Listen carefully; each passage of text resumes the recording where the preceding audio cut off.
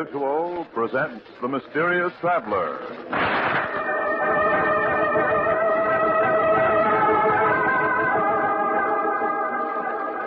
This is The Mysterious Traveler, inviting you to join me on another journey into the realm of the strange and the terrifying.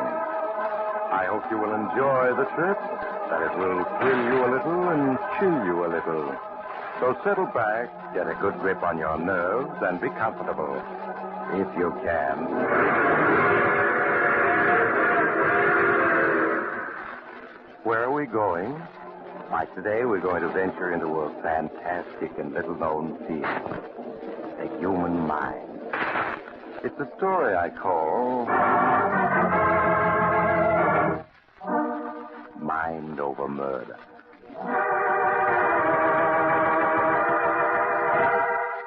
On a stretch of green lawn at the top of high cliffs looking over the Atlantic Ocean, the great Ricardo, who claims to be the world's greatest mind reader, is practicing his art.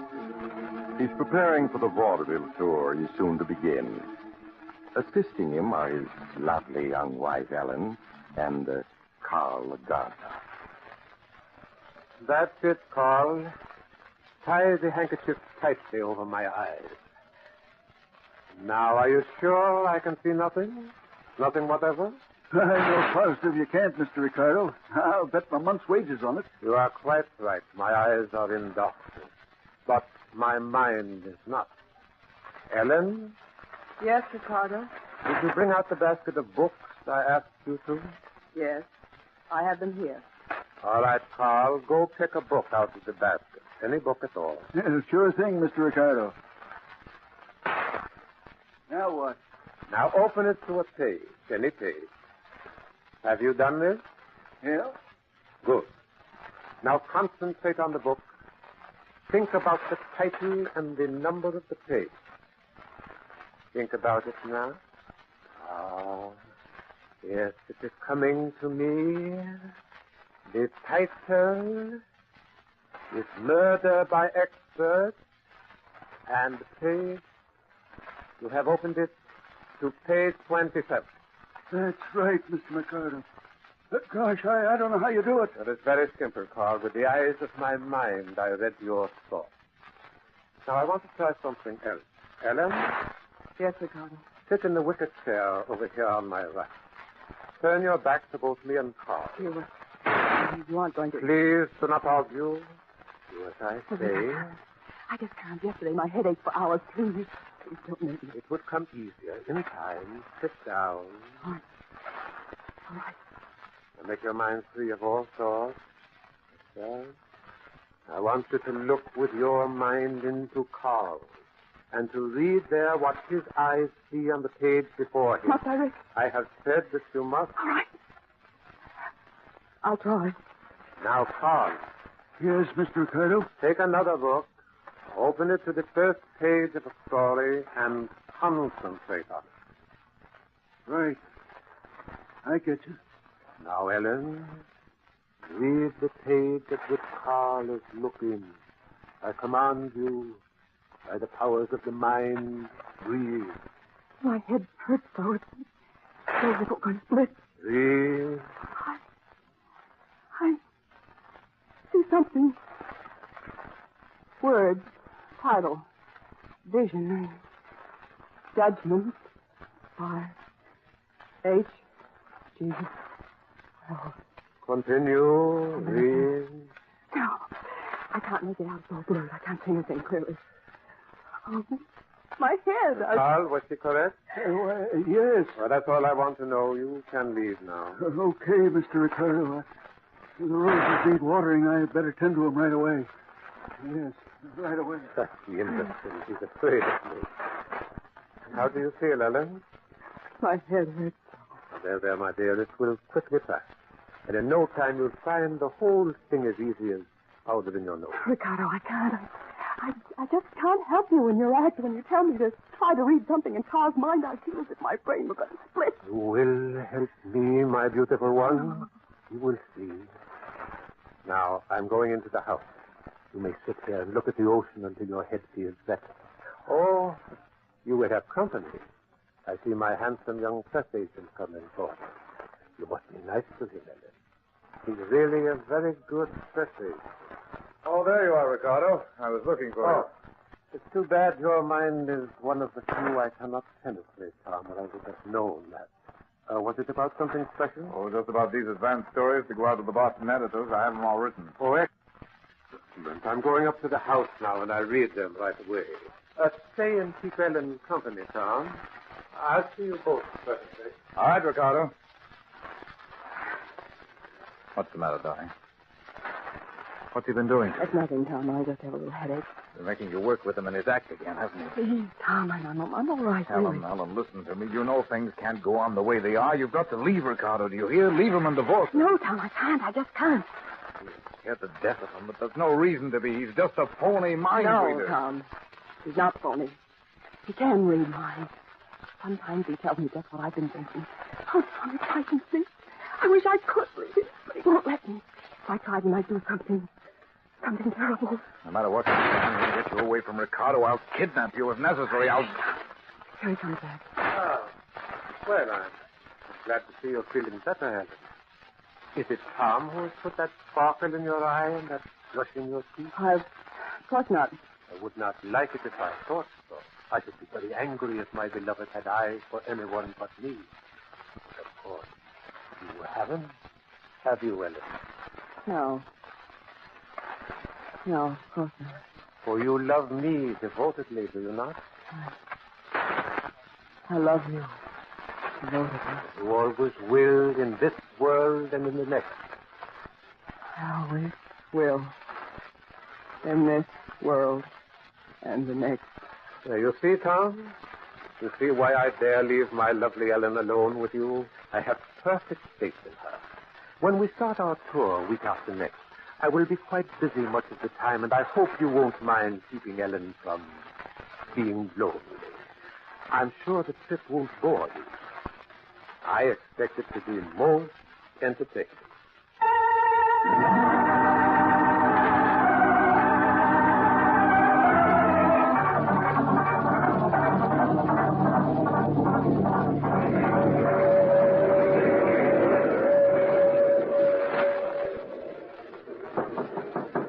Ellen? Tom, come in. Ellen, the train's just coming into Bridgeville. Ricardo's still in the diner. Are you ready? Yes, I just thought of putting on my hat and coat. I didn't pack anything because you said not to, but... Oh, Tom, I'm frightened. Ellen, you've got to get hold of yourself. Ricardo's not superhuman. No, sometimes I think he is, Tom. I'm positive that he knows everything we think. He's just playing with us. He seems so amused ever since the tour started. He seems to have been deliberately throwing us together just to see what happens. Stop worrying. In a minute, you'll be through with him forever. The bus for Chicago leaving Bridgeville 5 minutes after we get off. In Chicago, you can stay with my mother until you can get a divorce. Then you're going to marry me. Tom, I'm afraid. Listen, that's the whistle for Bridgeville. We're going for the station. Quick, get your coat. All right, Tom, help me with it. Here, I'll give you a hand here. You got it on? What? Ricardo! Yes, my dear. I was worrying about your headache, so I left my lunch to come and see how you were. Well, I'm feeling a little better. I was going to take a walk on the platform and get some fresh air. Yes, I see you have your coat on. Oh, but alas, we only stopped for a minute. Hardly long enough for a walk. No, I suppose not. So this is Bridgeville, the pretty town. On the main bus route to Chicago, I understand. Is it? Someday I shall show you Chicago, Ellen. You'd like that, wouldn't you? Yes. I would like that. Ricardo, stop torturing. Torturing?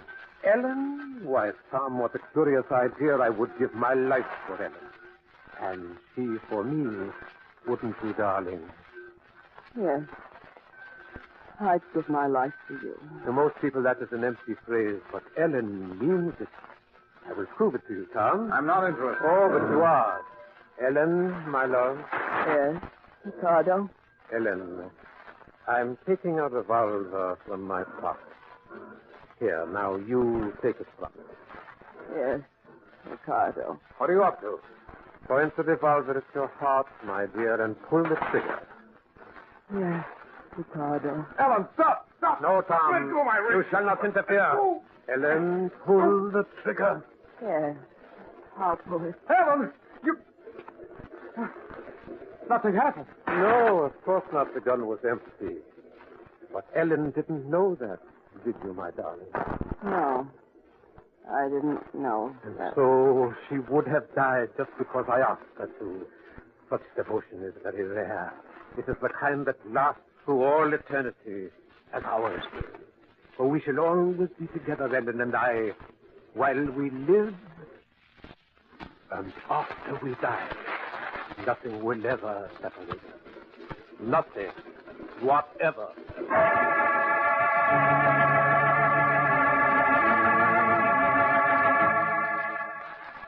And so the great Ricardo's triumphal tour continued. Newspaper stories told of his amazing feat, and of the feats almost as marvelous performed at his direction by his pale and lovely wife. Twice Tom urged Ellen to flee with him, but both times Ricardo appeared upon the scene, smiling as though knowing every word that had been said. So at last Tom changed his tactics. Waiting until one evening when Ricardo was in the midst of his performance, concentrating on holding a great audience spellbound. And now, ladies and gentlemen, someone among you is thinking of the initials E-N. Somebody quite close to me. Tom listened for a moment, but he was quite sure that Ricardo's attention was fully absorbed. Then he left his place in the wings and slipped swiftly backstage to knock on a door marked with a gold star. Ellen, Oh, yes, Tom. I want to talk to you. You shouldn't be here, Tom. If the Never coat- mind Ricardo. Put on your coat. My coat. But the performance won't be over for half an hour. Ellen, I've got a plan to fool Ricardo. Will you trust me? But if he catches us, he might kill you. If there's one time he's not going to be clever enough. Just put on your coat and come along without asking any questions.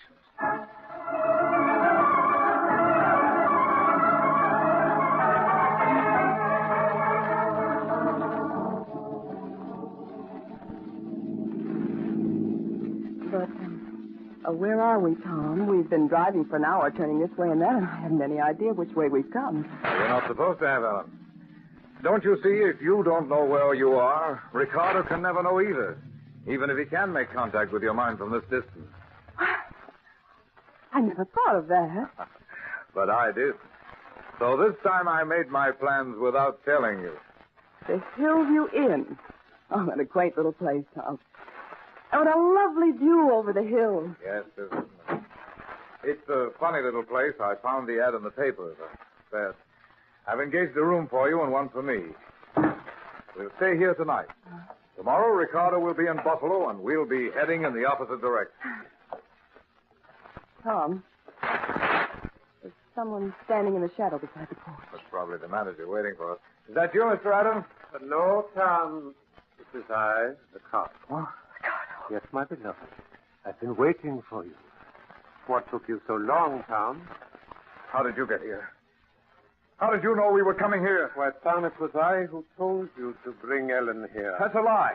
No one knew we were coming here but myself. Did you think this was your idea? On the contrary, I put the thought into your head, every bit of it. That's impossible. I even suggested to you to look in the paper where you could find the advertisement for this delightful little inn. I don't believe it. Yes, Tom, at last, after painful effort, I have succeeded in forcing my thoughts into your mind. And now I have another little matter to settle with you. Your undesired attentions to my wife. Ellen isn't your wife anymore, Ricardo. She's left you for good. Ellen, is that true? No, Ricardo. I love you. Ellen, he's making you say that. Ellen, my dear, tell Tom just how you feel toward him. I've been playing with you, Tom, to amuse myself. You've been very stupid not to realize it. I'm not impressed by your tricks, Ricardo. Ellen is leaving here with me now. Ellen is not leaving, but you are. You see that railing behind you? Beyond it is a 50-foot drop to a rocky ledge. What of it? In a moment, you are going to fall accidentally over that railing and be killed. You see, there are only the two of us. And I am far stronger than you. So, now, I will show you a trick of Oriental wrestling. Tom, look out! He's walking me back to the railing. Maybe I know some tricks too, Ricardo. Now, how do you like this one? Tom, look. He's lying down there on the ledge.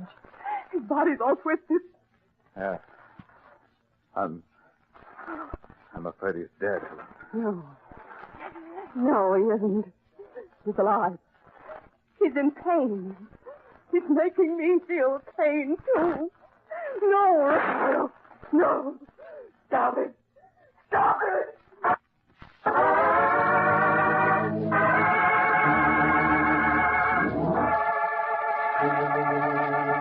No, the great Ricardo, mind reader extraordinary, was not dead. For weeks afterward, he hovered on the borderline between life and death. And then, as if pulling himself back to life by the sheer strength of his will, he slowly won his fight. But though he lived, his fall had paralyzed his body, leaving only his mind truly alive. He lay in a hospital bed, still breathing, but unable to move, to speak, or even to open his eyes. So he's definitely going to live. There's no longer any doubt of it. It's almost a miracle. I didn't think any man could survive such an injury. He wouldn't let himself die. Well, most of us want to live, I've discovered. I mean, he deliberately refused to die. He kept saying to himself, I will not die. I will not die. You could hear him? But he's paralyzed. He can't speak. I could hear his voice in my mind. Oh, I see. Yes, he's going to live. But he'll never move, nor speak, nor see again. Yes, he knows that. I beg your pardon? Ricardo knows that he'll never recover. He wants to go home. I have to take him there. I will look after him. Ellen, you I can't. have to. Tom, don't you see? I'm his prisoner again. The prisoner of his mind. And this time I'll never escape.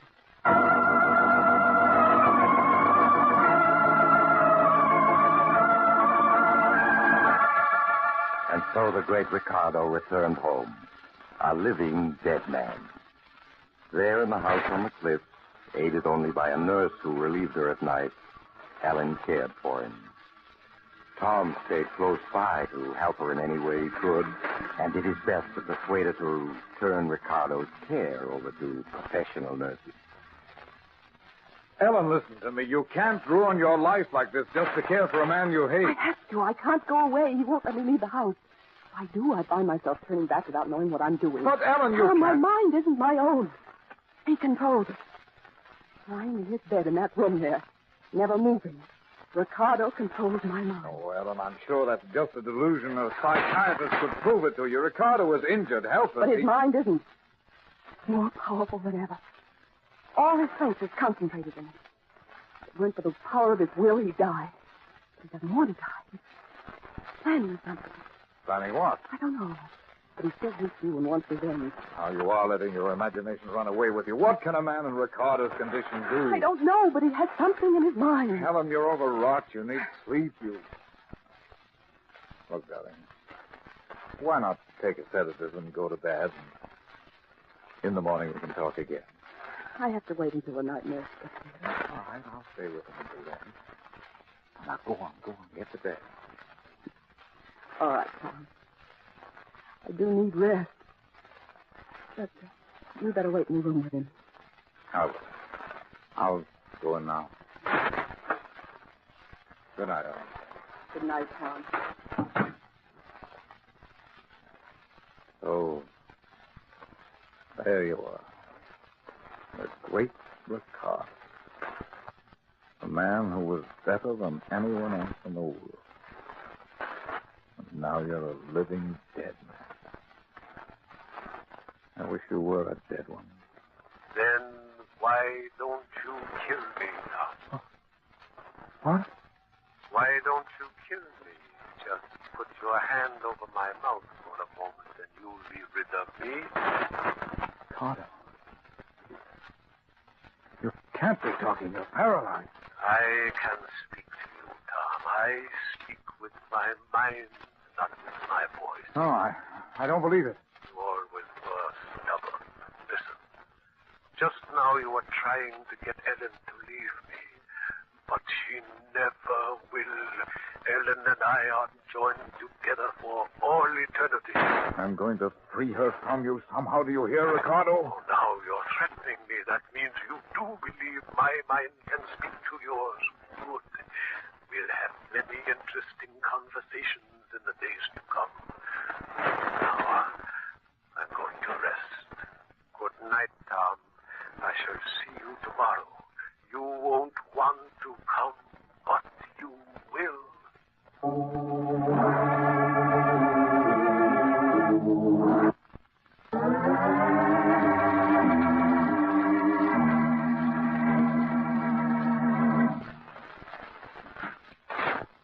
Ah, Tom. It is good of you to pay me another visit. I was hoping you would come today. In fact, I might say I was willing it, and you came. So it's true. I was trying to convince myself I'd imagined this. Stubborn, stupid Tom, always fighting against the inevitable. You tried to stay away today, didn't you? But you couldn't.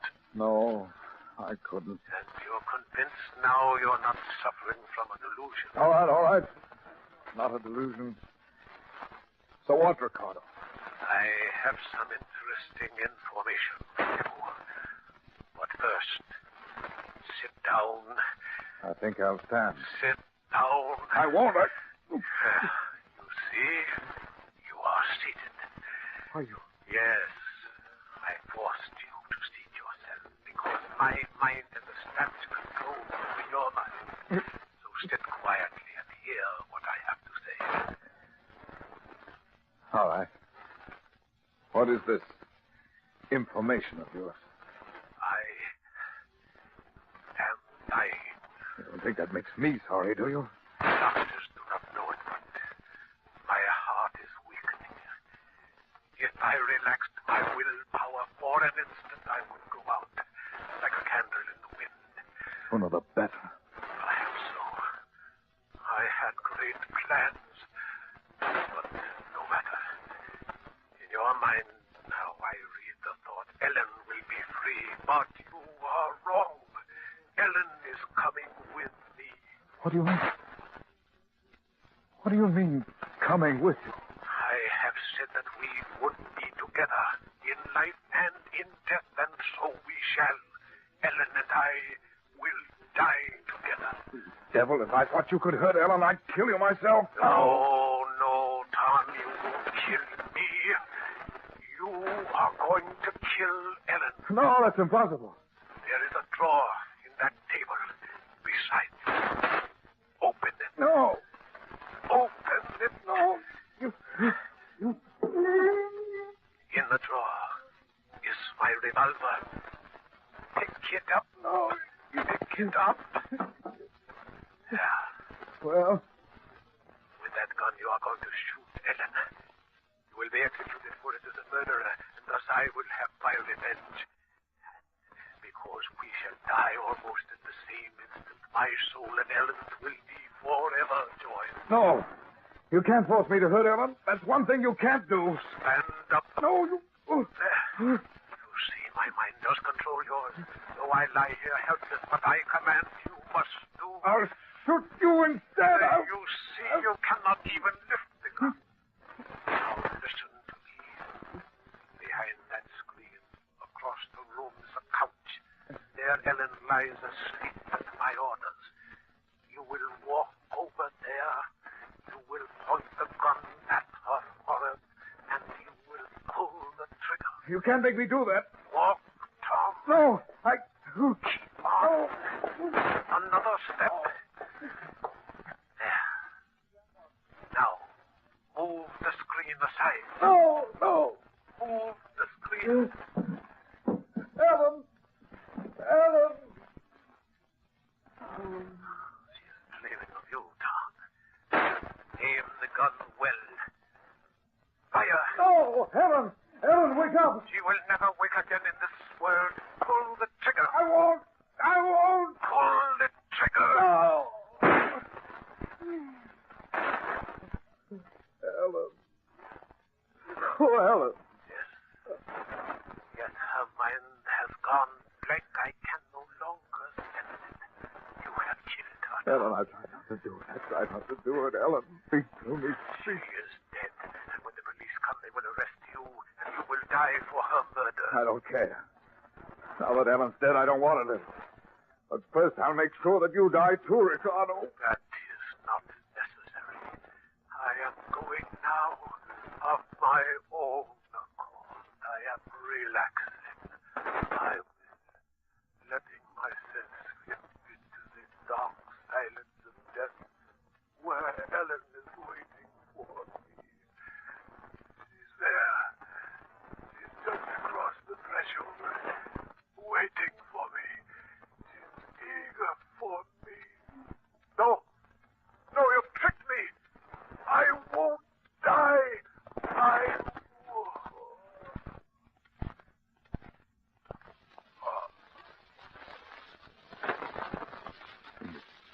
Dead. Dead. Huh? Tom, Ellen. where are you? Ellen. Tom, what's happened? My head is... That's so strange. Oh, Ellen, my darling, you're not dead. But I shot you. I thought I killed you. Huh? Killed you? Yes, but I didn't. I only wounded you. Careful. Oh, I don't understand, Thomas. Where's Ricardo? Strangest feeling that he's gone. He is gone. He is gone. Oh, I see it all now. I thought I'd killed you. Because I thought so, Ricardo thought so, too. But I was wrong. And because I was wrong, he was wrong, too. No. He's dead? Yes, Ellen. Free of him forever. Ricardo made a mistake and let himself die, believing that you were already dead. Oh, yes, my darling. This time he's gone for good. Ricardo was clever. But in the end, he outwitted himself.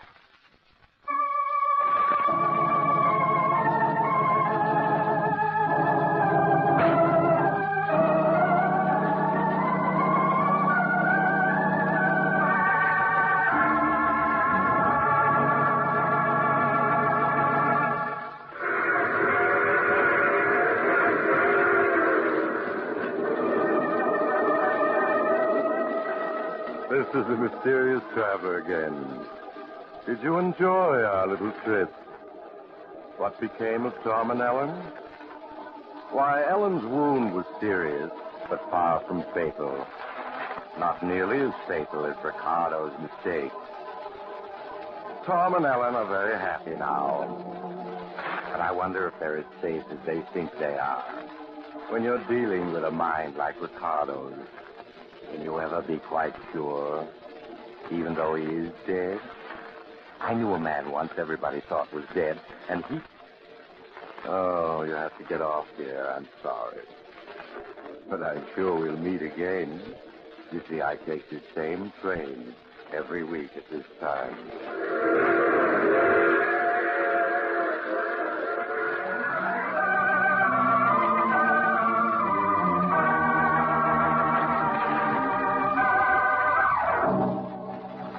You've just heard The Mysterious Traveler, a series of dramas of the strange and terrifying.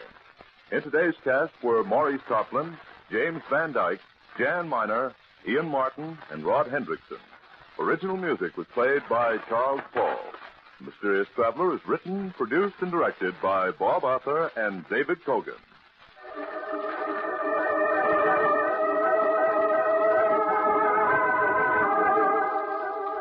Listen next week to a tale titled Death and the Devil. Another strange and terrifying tale of the mysterious traveler.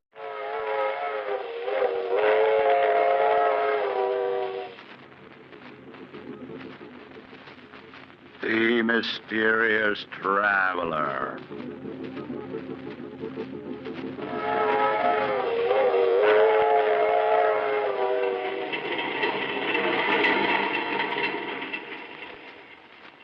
This is the Mysterious Traveler, inviting you to join me on another journey into the realm of the strange and the terrifying.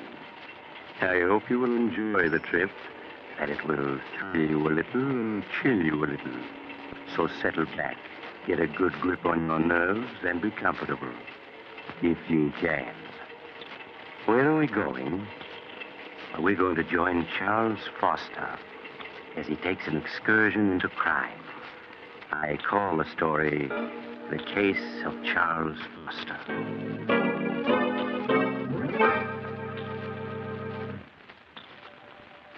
Late one evening several years ago, when I was practicing medicine in a large eastern city, I visited Charles Foster, a friend and patient of mine.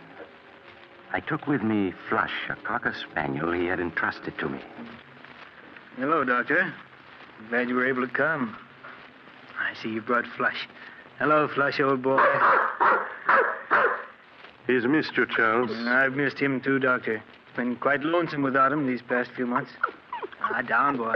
It's a good dog. How do you feel, Charles? Oh, I'm all right, Doctor. You needn't worry about me. I'm glad to hear that. I suppose you've been quite puzzled about everything that's happened these past months. Frankly, Charles, I have. Even now, I find it difficult to believe that you could... Doctor, I'm going to tell you something that I've never told anyone. I thought I'd go to the grave with my secret, but we've always been friends, and I'd like you to know the truth. As you wish, Charles. It's strange how little people know of one another. For 10 years, Agatha and I were married, and to the outside world, we were a happily married couple. But in the privacy of our home, I found life with Agatha a nightmare. I never would have guessed that. For 10 years, I stood her sharp tongue and constant nagging. I might have gone on taking it the rest of my life. Fate hadn't decreed otherwise. It was 3 years ago on a beautiful spring evening that fate stepped in to change the entire course of my life.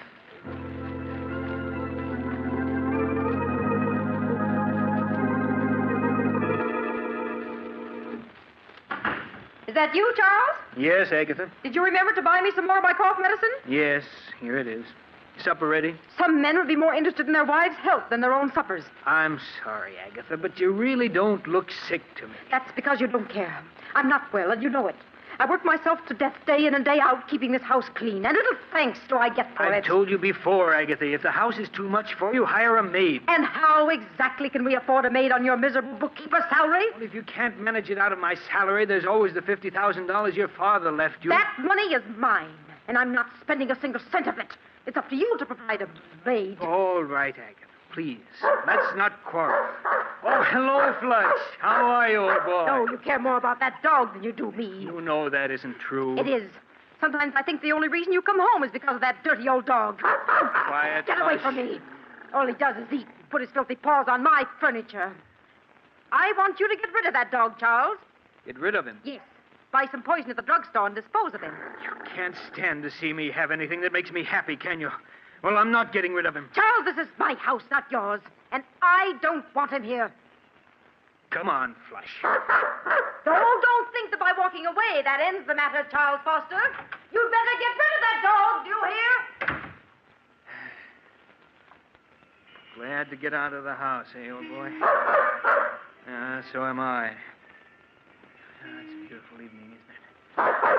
Come on, boy. We're going to take a long walk.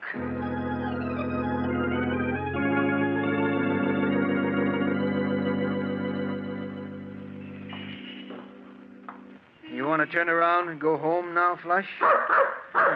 No, neither do I. Pardon me, but aren't you Charles? Julia! Julia Sanders! Charles, I thought it was you. Oh, let me look at you. Oh, Julia, you haven't changed a bit. You're as lovely as... How long has it been since we last saw each other? 10 years, almost 11. Has it really been that long? Julia, Have you ever forgiven me for what happened? Of course, Charles. I was so insanely in love with you, Julia, that I couldn't bear to have other men look at you. You know that I didn't mean... I know, to... Charles. I've thought of that night constantly. It's been like a nightmare ever since. Please, Charles, it's all past and forgotten now. You were perfectly justified in breaking our engagement. After what I'd done, there was nothing else you could do. I understand you married Agatha Winthrop a year after I'd gone abroad. Yes, Julia. After you left for Europe, people kept telling me what a wonderful wife Agatha would make me. I allowed myself to be convinced and married her. Well, I'm sure everything turned out for the best. Oh, but it didn't, Julia. Almost from the beginning, our marriage was a failure. For these past 5 years, Agatha and I have merely been living together under the same roof. Oh, I'm sorry, Charles, that it didn't turn out well. Nothing turned out well, Julia, after I lost you. I hope things have been better with you these past 11 years. Oh, I can't complain. I spent a number of years in Paris studying art and working at dress designing. Oh. I only came back a few months ago. You've never married? No. I'm working now for Morgan's department store as their art director. Oh, really? Well, my office is only a few blocks from there.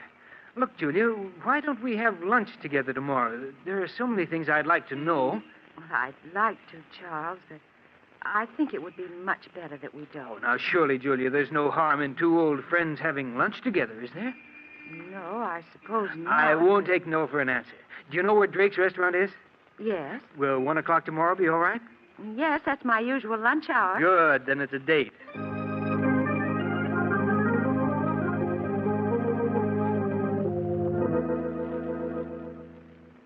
Strange, isn't it, Doctor? The way after 11 years, Julia and I bumped into each other. If we hadn't, what followed would never have happened. It's such small things as an accidental meeting that often change the course of one's life. Yes, I know that now, but I didn't then. I met Julia for lunch the next day, and soon we were having lunch together every day. And for the first time in years, life began to mean something. Merely seeing Julia for 1 hour a day made life worth living. I understand, Charles. We'd have lunch together, and then we'd go for a walk in the park. I sensed at the time that Julia, too, was lonely and in the need of friendship.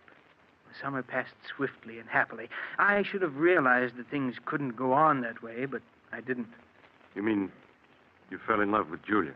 Fell in love with her? I don't think I'd ever really stopped loving her.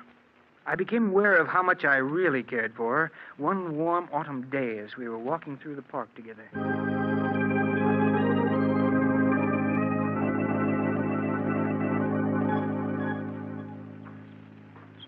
Julia. Yes, Charles? What about going to the theater with me tonight? Oh, I wish you hadn't asked me, Charles. Why? Because it means we can't go on seeing each other anymore. But why shouldn't we go on seeing each other? Because you aren't satisfied any longer just to see me at lunch, and it isn't right for us to go out together at night. But surely there's no harm in our going to the theater together. You're married, Charles. That's reason enough. All right, Julia. Forget I ever asked you. But at least we can go on having lunch together, can't we? No, Charles. Oh, but... Can't you see? Things can never be the way they were. We've become dependent upon each other, and we have no right to be.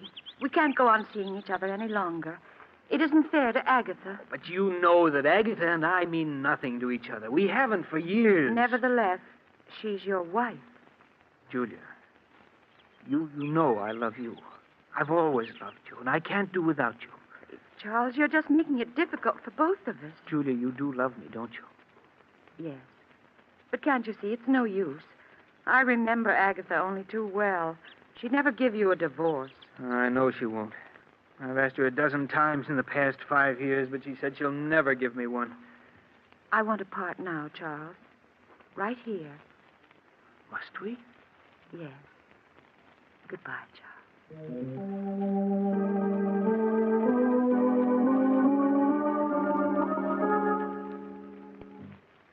My life seemed to end that day, Doctor, with our parting. I went through the motions of living, but nothing seemed to matter any longer. I can well understand that. Months went by. Every day after work, I stayed in town, unable to face an evening at home with Agatha. When I did arrive home late at night, she'd be waiting for me. Is that you, Charles? Yes, Agatha. Sorry if I woke you. Now, lot you care. Coming in night after night at all hours, leaving me alone in this big house. Oh, don't think I don't know what you're up to. I know you're kind, Charles Foster. You better go to sleep, Agatha. A fine chance I have to sleep with you putting on the bathroom light. You know I can't sleep when that light's on. It'll take me a minute to brush my teeth, then I'll turn off the light. Agatha, Well, what is it now? what's this bottle of prussic acid doing in the medicine chest? That's a deadly poison. I know that. I got it from Mrs. Smedley, the druggist's wife. She used it to get rid of an old cat they had. When I told her about Flush, she said it was a thing... What's that about Flush? I said Mrs. Smedley gave me that bottle of prussic acid so I could get rid of Flush. I'm going to put him out of his misery tomorrow. You'll do no such thing, do you hear? If you so much as lay a hand on Flush, I'll kill you. I'll kill you, do you understand? Yes, Charles. You get rid of that poison tomorrow. Let's have no more talk of putting Flush out of his misery.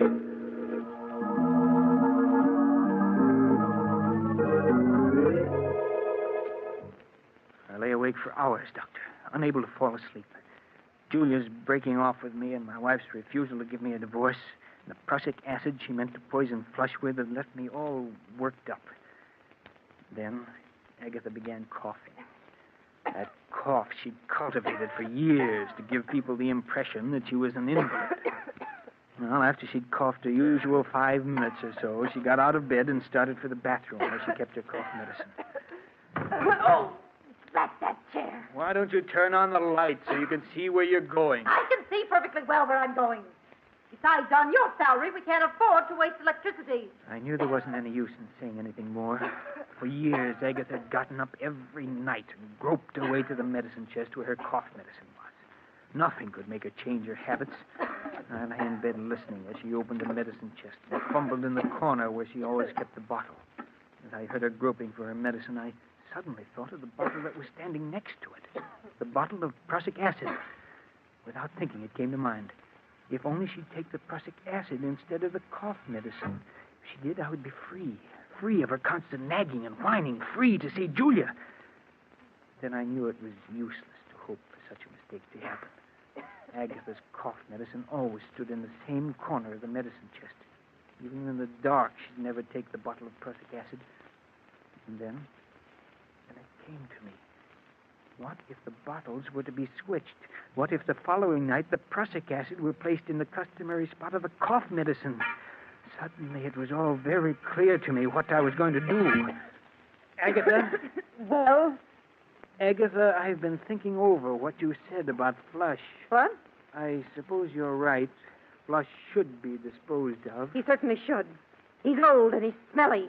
It'll be a blessing for him to be put out of his misery. Yes, of course. I'm sorry I shouted at you before, Agatha, but, well, I see now that you're right. When are you going to do it? Oh, we'll wait until Saturday. And none too soon, either.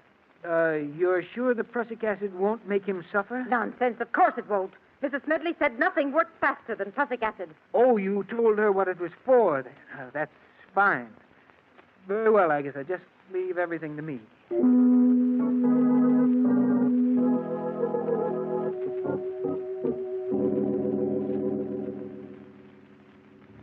The next night, Doctor, after Agatha was in bed, I quietly strolled into the bathroom and opened the medicine chest.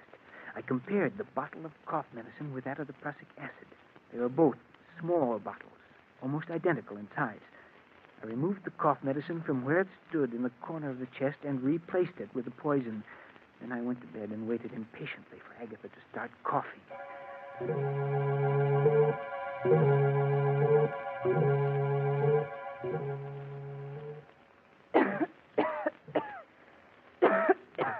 Can I get you a glass of water or something, Agatha? Water won't do any good. What I need is my cough medicine. Oh, that's that chair. Why don't you turn on the light? Because I can see perfectly in the dark.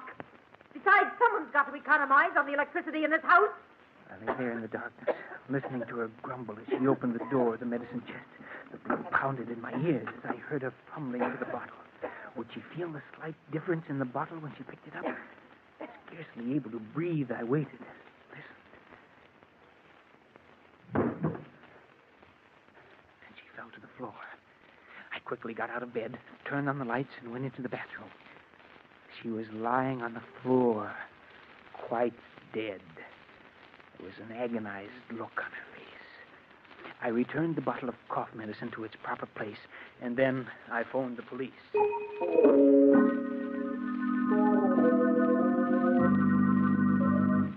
Now, you say, Mr. Foster, that your wife was in the habit of going every night to the medicine chest for a few drops of her cough medicine. Yes, that's right. And she never turned on the lights when she went to the medicine chest. Oh, no, sir. Wasn't that a bit unusual? Well, I always used to tell her to turn on the lights, but she said it was a waste of electricity. I see. And you say your wife, it was her who placed the bottle of prussic acid in the medicine chest next to her cough medicine, eh? Yes, sir. I'd never touched the bottle of prussic acid. You see, it was my wife who procured it, and she... Yes, Mr. Smedley, the druggist, has testified that his wife gave it to your wife. Mr. Foster, are you familiar with the contents of your wife's will dated 10 years ago?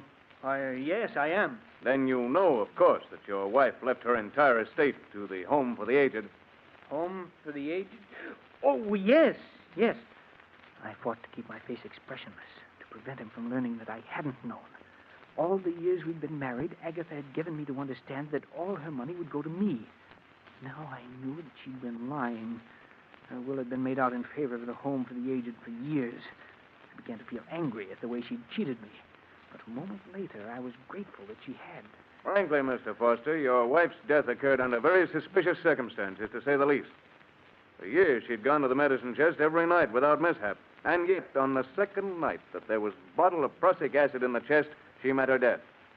Were it not for the fact that your wife had left her entire estate to the Home for the Aged, I might be inclined to go further with this investigation. As it is, I'll instruct the coroner's jury to bring in a verdict of death through accident. That's all, Mr. Foster.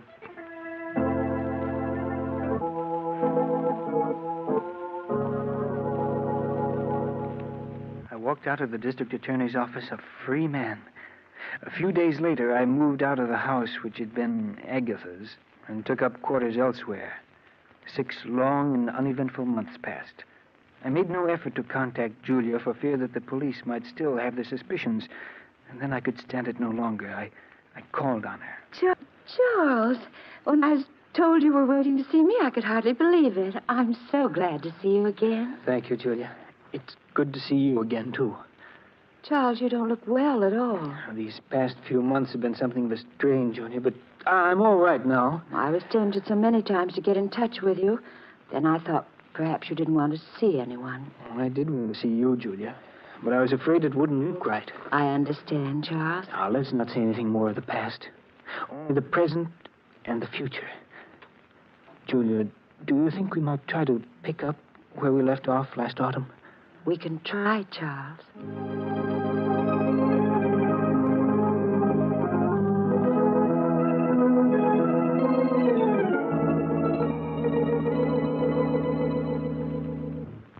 Julia and I, Doctor, began to see each other night after night.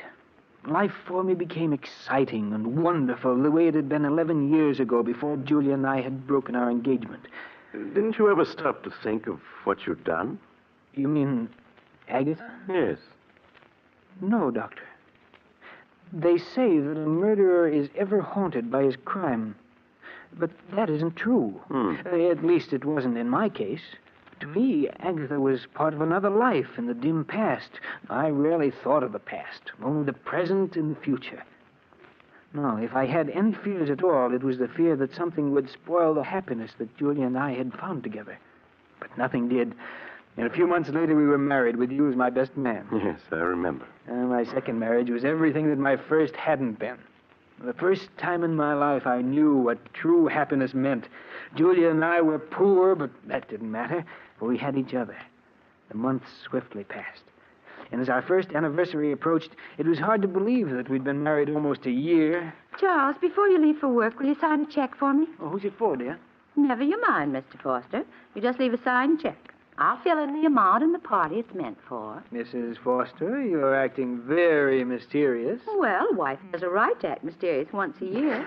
Darling, I suspect you're going to use this check to buy me an anniversary present. Well, whatever you get me, please don't make it neckties. Well, I'll have you know I have very good taste in neckties. I know you do, dear, but I have to wear them. You're an ungrateful wretch. Very well, I won't get you ties. Good, then I'll sign the check for you. And please bear in mind that you can't make this check out for more than $312.50. That's all we have in the bank. Oh, I'll leave you at least the 50 cents. You'd better leave a good deal more. We won't be going up to Lake Ellis. Charles, are we going up to Lake Ellis? Oh, it slipped out. And I meant it as an anniversary surprise. Oh, Charles, that's wonderful. When are we going? This Friday afternoon. I've rented a cabin and a small motorboat on Lake Ellis for the weekend. Oh, darling, what an exciting surprise. Charles, you're sure it won't be too expensive? Why, nothing can be too expensive for our first anniversary. Oh, darling, I've never been so happy.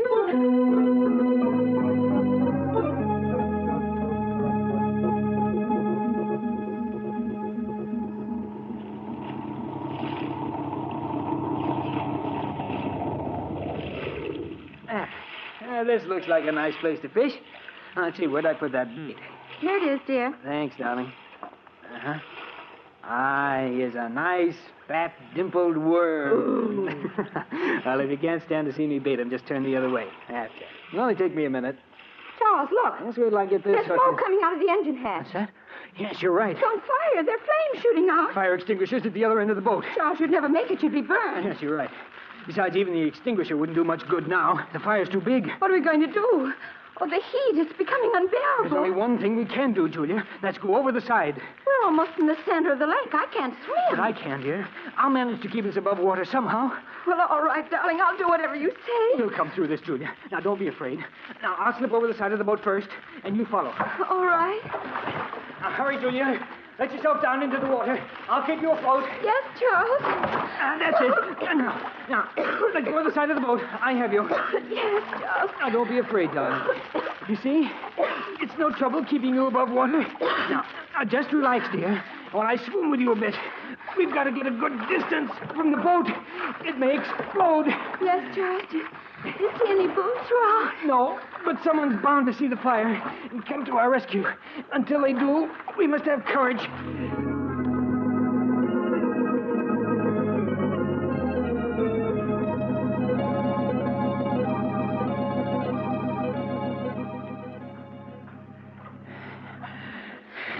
You're tired, aren't you, Charles? No. Now, don't worry, dear. I can keep us afloat for a long time yet. Oh, why doesn't someone come to our rescue? They will. Someone must surely have seen that boat burning. But Charles, we've been in the water so long. Oh, it just seems long, darling. It can't be more than 10 minutes. 10 minutes? It feels more like... Charles! I've got you, Julia. Just for a moment, you slipped away from me. Oh, darling, it's no use. I'm just a millstone around your neck. What are you saying? Why should we both drown? Charles, save yourself. Save myself? Yes.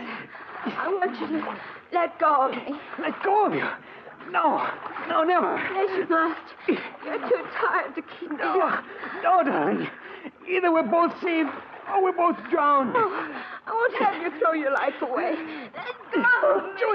Julia, stop trying to break loose. Julia, darling, don't. I can't live without you.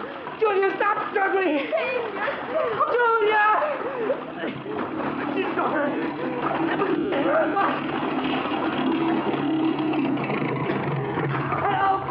Help, my wife. My wife. Yeah, we saw it all. Hey, Mike, he's passed out. Get him before he goes under. Yeah. I got him. Here, help me get him aboard, Skipper. All right. Any sign of his wife? She's gone, Skipper. Yeah, too bad. Well, if it's the last thing I do, I aim to see justice done to this fella. She never had a chance. You see him shove her under? It was murder, that's what it was.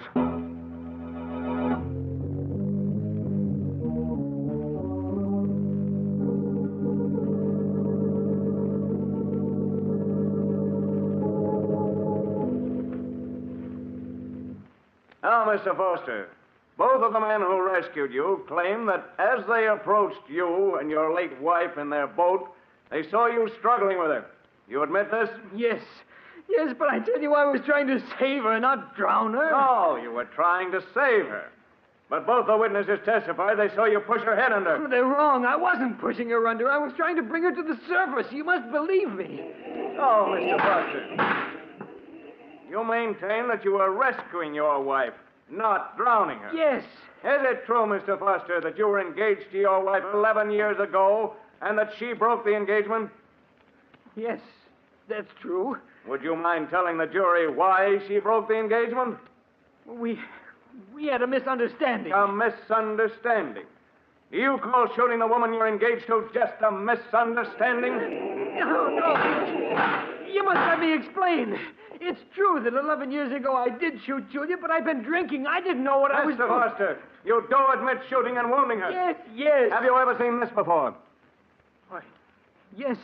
That's the insurance policy I took out for Julia and myself. Exactly. And when was this policy taken out? Well, about a month ago. June 15th, to be exact. And what's the value of this policy, Mr. Foster? Well, if either my wife or myself died, it provided $10,000 for the survivor. Yes, Mr. Foster.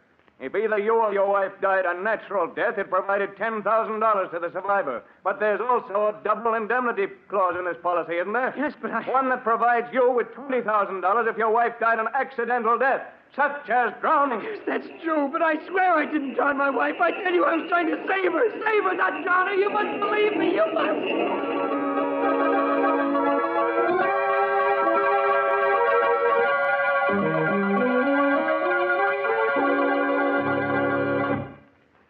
That, Doctor, is exactly the way everything happened. Strange, isn't it? The way justice works itself out. I committed murder and escaped punishment. Now I'm paying with my life for the death of the one person I really loved. It's time to go, Foster. All right, Warden. Goodbye, Doctor. And take good care of Flush, will you? Of course, Charles. Goodbye. All right, Warden. I'm ready. Let's go.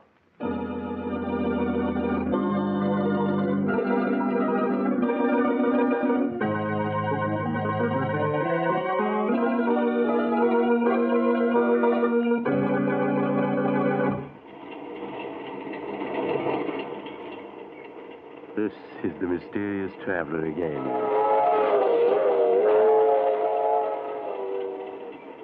Did you enjoy our little trip? Too bad about Charles Foster, wasn't it? As he was strapped into the electric chair, there was an ironic smile on his lips, for he was being executed for something he had not done. But as Charles himself said, justice has a strange way of working itself out. I knew another man once who thought it would be a simple thing to dispose of his wife. Unfortunately, he... Oh, you're getting off here? I'm sorry. But perhaps we'll meet again soon. I take this same train every week at this time.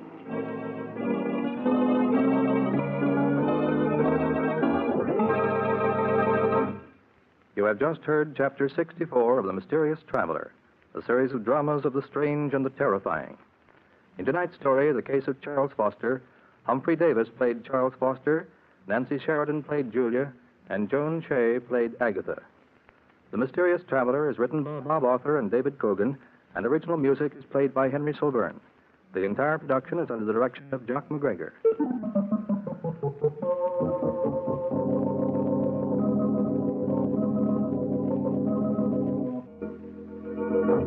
Listen next week to a tale titled Blood Money. Another tale of the Mysterious Traveler.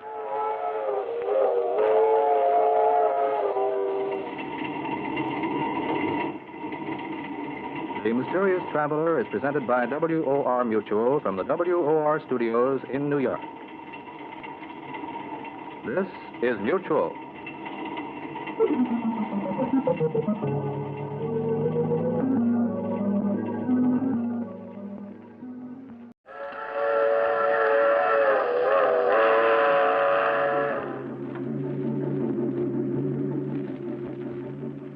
The Mysterious Traveler.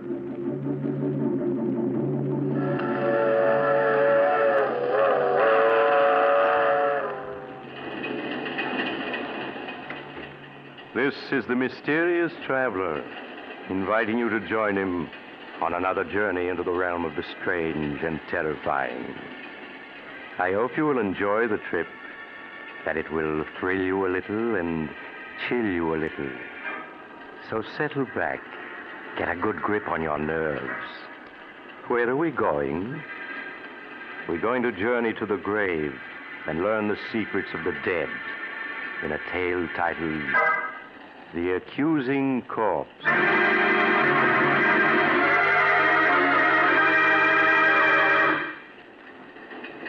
Some years ago, when I was a county coroner, I was called in on a most interesting case.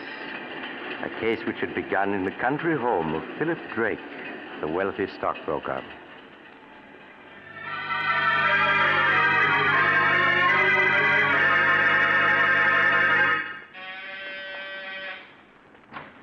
Roger, thank goodness you were able to get here in time. I left town right after I received your call. What's wrong, Philip? You sounded so upset over the phone. It's Vivian. She's upstairs in her room packing. She says she's leaving me. Leaving you? Why? She seems to feel our marriage has been a mistake.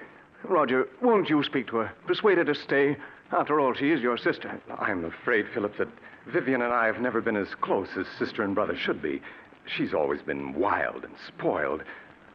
Perhaps, Philip, it would be better if you were to let her go. No, I couldn't do that. I love her, Roger. I wouldn't want to live without her. Won't you please try to persuade her to stay? All right, Philip. I'll do my best. But I must warn you, I haven't much influence over her. Philip, I'm all packed and ready to... Why, Roger, darling, what a surprise. What are you doing here? Vivian, Philip has told me. Now, surely you can't be serious. You know how he loves you, everything he's done to make you happy. Now, Roger, you aren't going to start on that, are you? Someday, Vivian, you'll get just what you deserve for walking over people, breaking their hearts. Every time I think of you being my sister, I feel Roger, like please. Would you mind waiting in the other room? I'd like to speak to Vivian alone. Oh, all right, Philip. But call me when you want me. Really, Philip, no matter what you have to say, you're just wasting your time. Oh, Vivian, how can you do this to me? You know I love you, that I'd do anything to make you happy. That's sweet of you, dear. Would you mind lending me your car to get to town? If you leave me, Vivian, you won't get a cent. Not a cent, do you hear? Really? Did you ever stop to think, Philip, that there might be another man with more money than you? Another man? Oh, no, there couldn't be. And why not? But we've only been married 3 months. There couldn't be anyone in that time. Oh, but there was. Oh, Vivian, in spite of what you've done, I'm willing to forgive you and start over with you. But, darling, I don't want you to forgive me. I want you to forget me. Vivian, you can't do this to me. I love you. I won't let you go. I really must be saying goodbye now. He's waiting for me in town, and I don't want to be late. If I can't have you, no one else will, do you hear? Oh, really, Philip, you're being ridiculous. I must go. No. Philip, what are you doing? A gun. Yes, Vivian, a gun. I told you if I couldn't have you, no one else would. Oh, Philip, you're insane. Put that gun down. If you don't change your mind about leaving, I'll kill you. Even with that gun, you can't keep me, do you hear? I'd sooner die than go on living with you. I'm going. And you're not going to stop. Oh, you shot me. Vivian. Philip, what happened? I thought I heard... Vivian. Roger, is she dead? Yes. Philip, do you know what this may mean? Life imprisonment, perhaps. Even the electric chair. I know. Nothing seems to matter now. But you simply can't throw your life away like that, Philip. Oh, even if Vivian was my sister, I don't mind telling you that I always felt you were far too good for her. She didn't deserve to be your wife. Oh, please, Roger. Now, look, Philip, if we were to get rid of the body, who could possibly know that she didn't leave here tonight as she'd planned? No, it wouldn't work, Roger. You can't get away with murder. That's nonsense, Philip. Now, if we were to bury her in the woods, no one would ever find the body. Bury her in the woods? I couldn't do that. Then I'll do it. You can wait here till I return. But, Roger, what if... Philip, you must let me handle this. You better give me the gun. All right, Roger. You are. Good. Now, you wait here while I get rid of the body.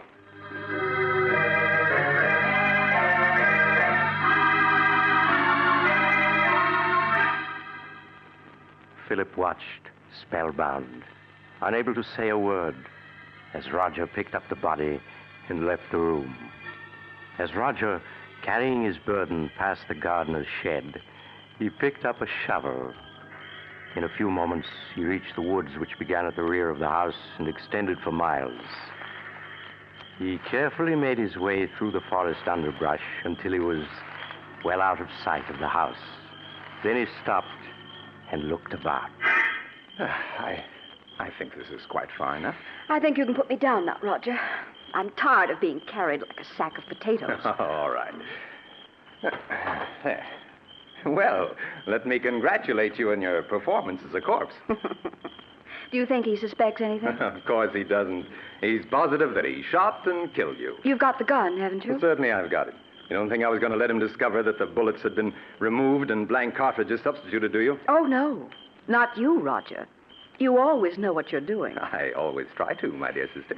You don't think Philip will give you any trouble, do you? Outside of being in love with me, he isn't an utter fool. Don't worry, I can handle Philip. Now, here's the key to the apartment I rented in town. You'll find my car a quarter of a mile down the road. All right. I'll be waiting for you at the apartment. I'll be there in a few hours. Now, let me see. Yes, this seems like a nice place to dig.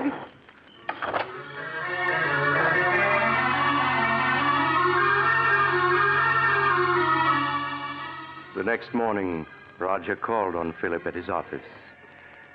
With a calculating glance, he noted that Philip's eyes were bloodshot, that his hand trembled as the two shook hands. How are you, Philip? I couldn't sleep at all last night. I kept thinking of Vivian. And what if her disappearance is noticed? People begin asking questions. Now, all you have to do is tell them that Vivian left you and you don't know where she is. Or things like that happen every day. You've been very helpful to me, Roger. If ever I get a chance to repay you for it, rest assured I will. That's very good of you, Philip.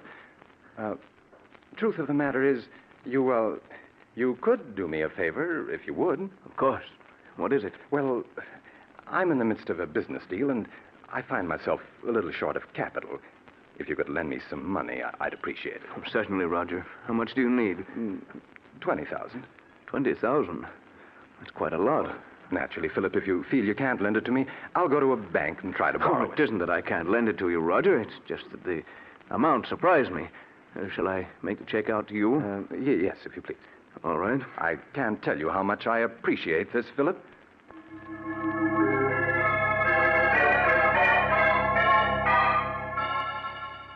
As Philip wrote out a check for $20,000, Roger smiled.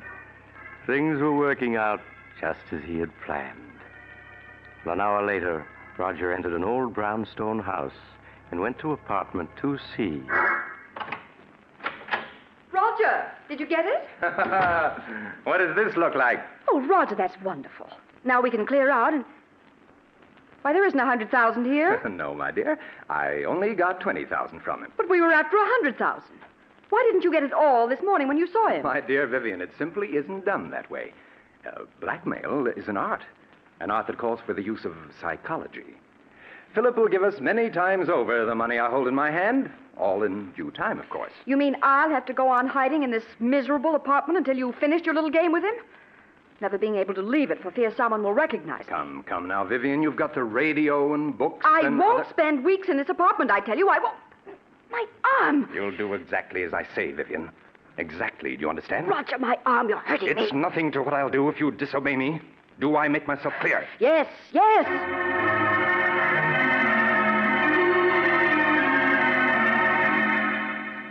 A week passed.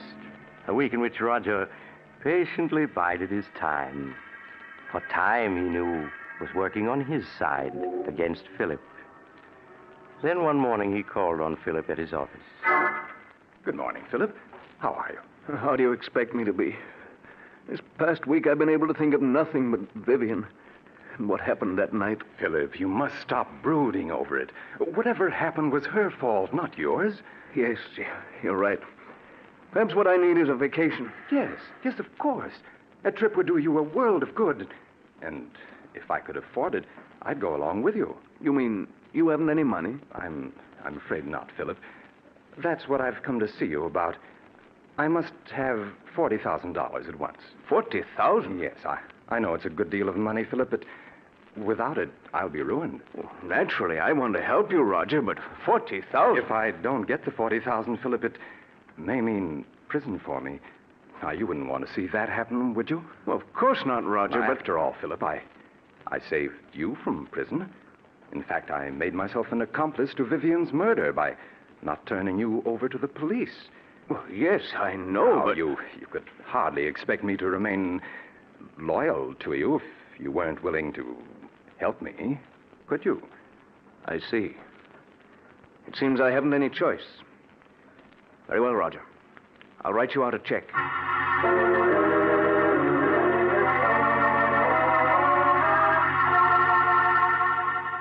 Roger's eyes gleamed in amusement as he accepted the check from Philip. There was no longer any doubt that Philip understood him perfectly. Things were working out exactly as he had planned. Later that day, Roger went back to the old brownstone house. There was a smile on his lips as he entered apartment 2C. Look at this. $40,000 in cash. Oh, Roger. Now, wasn't this worth staying in hiding for, Vivian? And there's plenty more where this came from. Who could that be? You better get behind that screen. No. All right, Roger. Yes? COD for Miss Brown. It amounts to $64. Oh, you must be mistaken. There's no Miss Brown here. This is the address she gave. It's in care of Mr. Roger Martinson. That your name? Why, yes, but I don't know any... Those packages are for me, Roger. How much did you say the COD was? $64, miss. Oh. Here you are. Thank you, miss. Here's your receipt. Goodbye. Goodbye. When did you buy those clothes? This morning?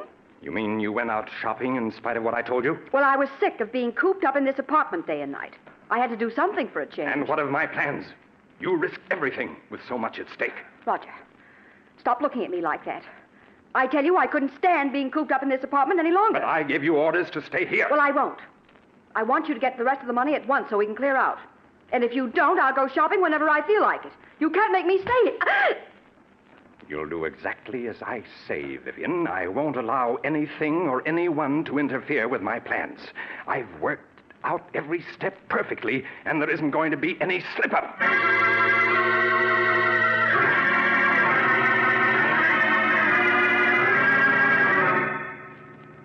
Another week passed, a week in which Roger made no effort to see Philip. Then early one evening, he got into his car and drove out of the city to Philip's home in the country. Oh, it's you, Roger. Come in. Good evening, Philip. Oh, where are the servants? This is their night off. Oh. You're not looking well at all, Philip. You shouldn't remain in this house by yourself. What difference does it make where I am? Wherever I go, the memory of that night follows. It's hard to believe that it was only 2 weeks ago tonight that I killed her. 2 weeks ago tonight? Why, so it was. Oh, by the way, Philip, do you think you might possibly lend me $60,000? 60,000? You can't be serious. Oh, but I am. But I lent you that much already. Yes, I know, but I must have more. No. I won't give you another cent. You blackmailed me enough. Blackmail is a harsh word, Philip. What else can you call it? Now, you're just as hard and grasping as Vivian was. Yes, but you must remember I'm alive and she isn't. I suppose you're glad she's dead. In life, she was worth nothing to you. In death, you're able to get $60,000 for her. In death? How do I know she is dead? But don't be foolish, Philip. You saw her lying on the floor in this very room. Yes, but how do I know she's dead? It was you who examined her and told me so. And you buried the body by yourself. Well, I just wanted to spare you, Philip. Just exactly where did you bury Vivian? As a matter of fact, how do I know the whole affair isn't staged for my special benefit, so that you can extort money from me? Oh, surely you don't believe that, Philip. Why, you shot her with your own gun. Yes, and you took the gun away from me immediately after the shooting.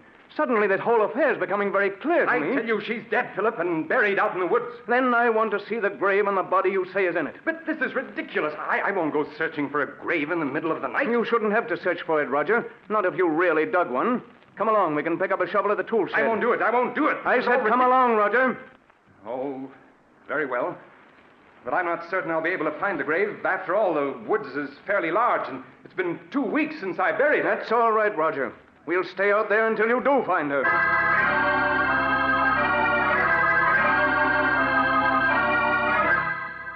A few minutes later, Philip and Roger picked up the shovel at the tool shed and then continued on their way to the woods that began at the rear of the house.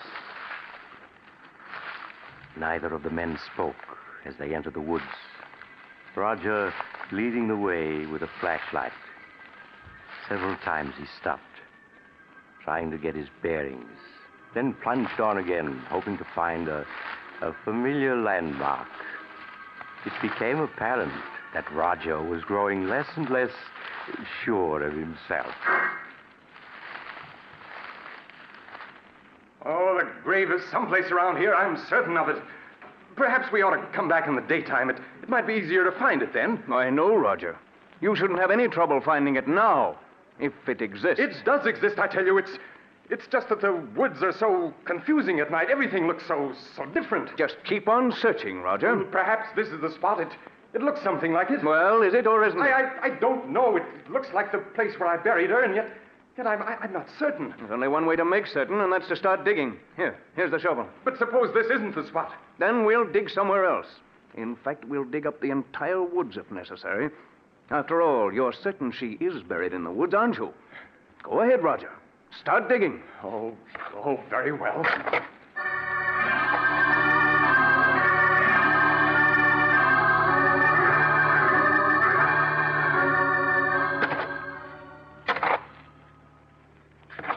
Well, Roger, you've been digging for 20 minutes now, and you haven't uncovered a body.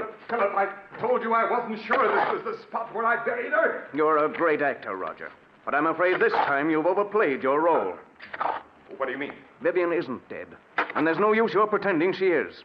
Everything that's happened was part of a scheme the two of you planned to extort money from me. I tell you she is dead. Then where's the body? I thought this was the spot, but I must be mistaken. I'm sure I didn't bury her any deeper than this, but if I... Philip, turn the flashlight this way. What is it? Look.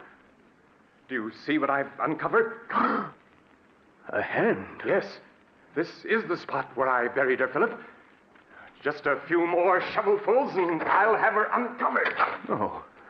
Oh, it can't be. There. There you are, Philip. Of course, she's been in the ground for 2 weeks, but I think you can easily recognize that it's Vivian. Yes, it's Vivian. And look, Philip, here's the bullet hole under her heart. The bullet hole that you made. I don't want to see any more. I've had enough. You should trust me a little more, Philip. Everything I did was for your own good. After all, you don't want to go to the electric chair, do you? I don't care what happens anymore. I can't stand having her death on my conscience any longer. I'm going to call the police. Don't be a fool, Philip. You know it might well mean the electric chair. I'll take my chances. Anything's better than going on living the way I have these past 2 weeks. I'm going back to the house and call the police. Philip, come back! Come back, Philip!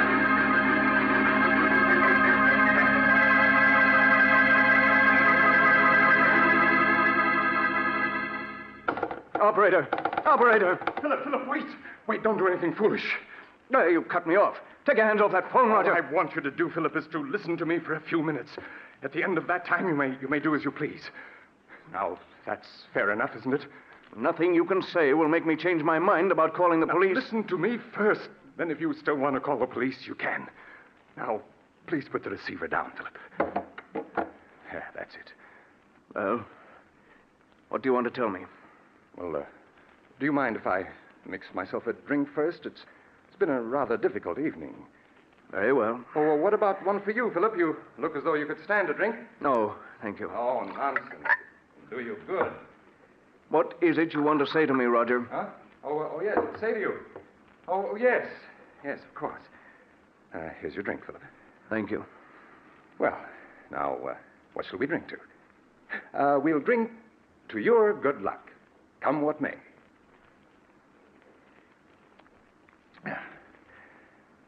There. I feel a good deal better. All right. Now that we've had our drinks, what have you got to say? Oh, yes. What I wanted to say was I never let anything interfere with my plans, Philip.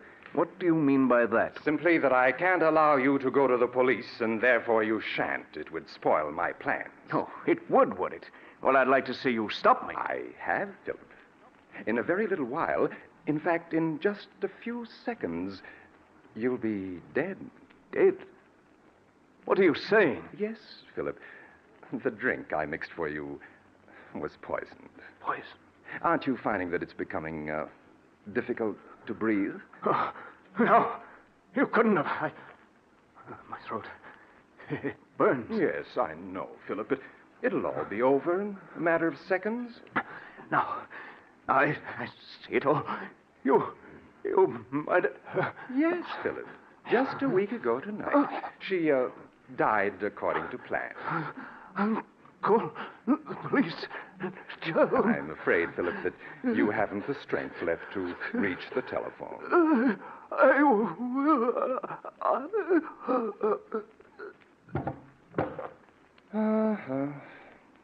I'm afraid you and Vivian never had a chance, Philip. I had things worked out perfectly, down to the smallest detail. Hello, operator. Operator, please connect me with the police.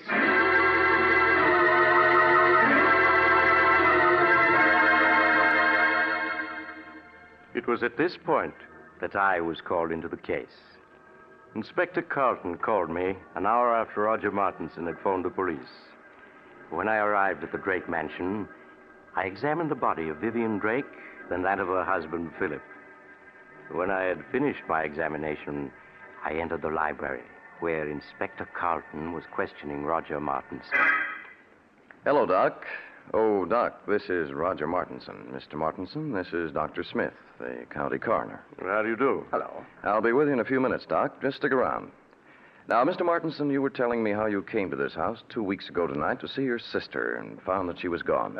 Yes. Yes, my brother-in-law, Philip, told me that she'd gone on a vacation. Now, I thought it strange at the time that she should have gone away without saying goodbye to me, as we were always very close. But days passed, and I didn't hear from her. Tell me, was it like your sister to go away and not write? No, it wasn't, and that's what worried me so. These past 2 weeks, Philip kept putting me off when I inquired about Vivian's whereabouts. Well, tonight I couldn't stand it any longer. And I came to this house to have it out with him. What did your brother-in-law say when he saw you? Well, he was quite agitated at my unexpected arrival. When I couldn't get any satisfaction out of him regarding Vivian, I threatened to go to the police. Then he broke down and confessed that he murdered Vivian. When did he murder her? He told me that he'd done it 2 weeks ago tonight. Why, that was the very night I'd come here to see Vivian, and he told me that she'd left for a vacation. I see. Go on. Well, naturally, when he told me he'd murdered her, I was aghast. He led me to the woods and showed me the grave. We returned to the house, and before I knew what had happened, Philip had taken poison. Then I called the police. Well, it seems like a plain case of murder and suicide. Outside of a few questions at the inquest, I don't think we'll trouble you anymore, Mr. Martinson. That's quite all right, Inspector. I shall be at your service anytime. Just a moment, Mr. Martinson. Yes? I was very much interested in hearing what you had to say to the inspector regarding the murder of your sister. You say that your brother-in-law confessed to murdering her 2 weeks ago tonight? That's right. That would be April 2nd, wouldn't it? Yes, that's correct. Then you never saw her alive after the night of April 2nd? Why, no, of course not. What are you getting at, Doc? Please, Inspector. Mr. Martinson, would you mind telling me where you live? At 425 West 107th Street. Tell me, were some clothes delivered to that address in your care a week ago today, April 9th? Clothes? Yes. To be exact, a woman's sports suit, which cost $64 and arrived COD. Why, no. You're lying, Mr. Martinson. I have in my hand a slip of paper that not only proves that you're lying, but that will send you to the electric chair. Doc, what do you say? Yes, Inspector. Mr. Martinson's plan was perfect, but he slipped up badly. He forgot to search Vivian Drake's clothing before he buried her. When I examined her body just now, I found in one of her pockets this receipted bill bearing the date April 9th. That proves beyond a doubt that she wasn't murdered by her husband on April 2nd. as Mr. Martinson here claims. No. Yes, Mr. Martinson. The corpse has accused you from the grave of murder and has given us proof of your guilt. No, it can't be. I had everything planned perfectly. Perfectly, do you hear? Down to the last detail. I couldn't have failed. I couldn't have...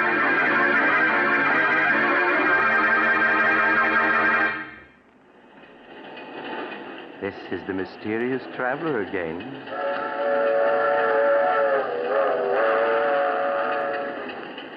Have you enjoyed our little trip to the grave? Poor Roger. What a pity. After all that planning and hard work, to be tripped up by a sail slip found on a corpse. It just goes to prove that you have to be more careful when you're burying people you've murdered. Now, I recall another case where a woman drugged her husband and... Oh, you're getting off at the next stop. I'm sorry. I hope you'll join me again soon. But if you do, please remember this. Next Sunday, I shall take a train that leaves at 3:30 p.m. Eastern Wartime. Don't forget, Sunday afternoon at 3:30.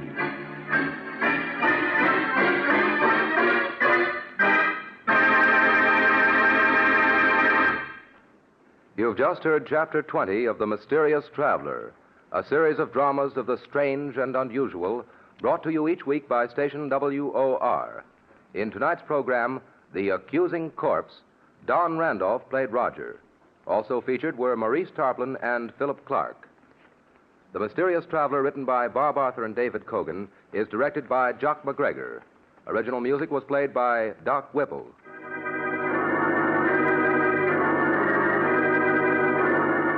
Listen next week to a tale titled Escape by Death. Another tale of the mysterious traveler.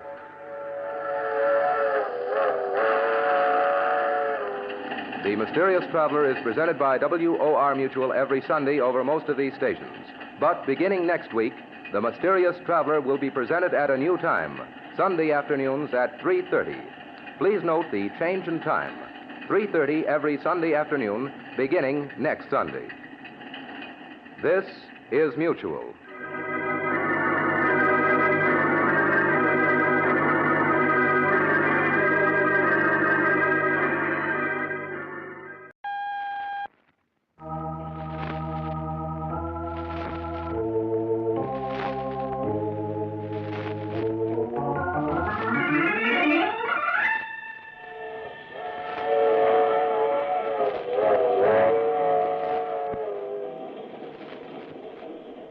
Mutual presents The Mysterious Traveler.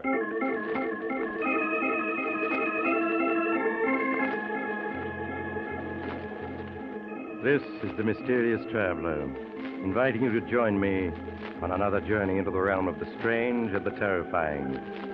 I hope you will enjoy the trip, that it will thrill you a little and chill you a little. So settle back, get a good grip on your nerves, and be comfortable, if you can, as you hear the story I call They Struck It Rich.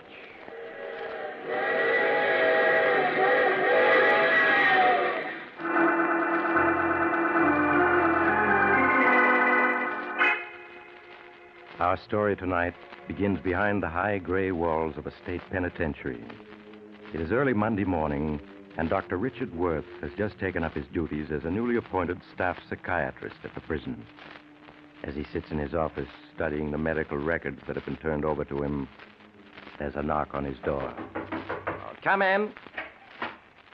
Sorry to bother you, Doctor, but they just brought a prisoner from the warden's office for you to examine. Case of hysteria.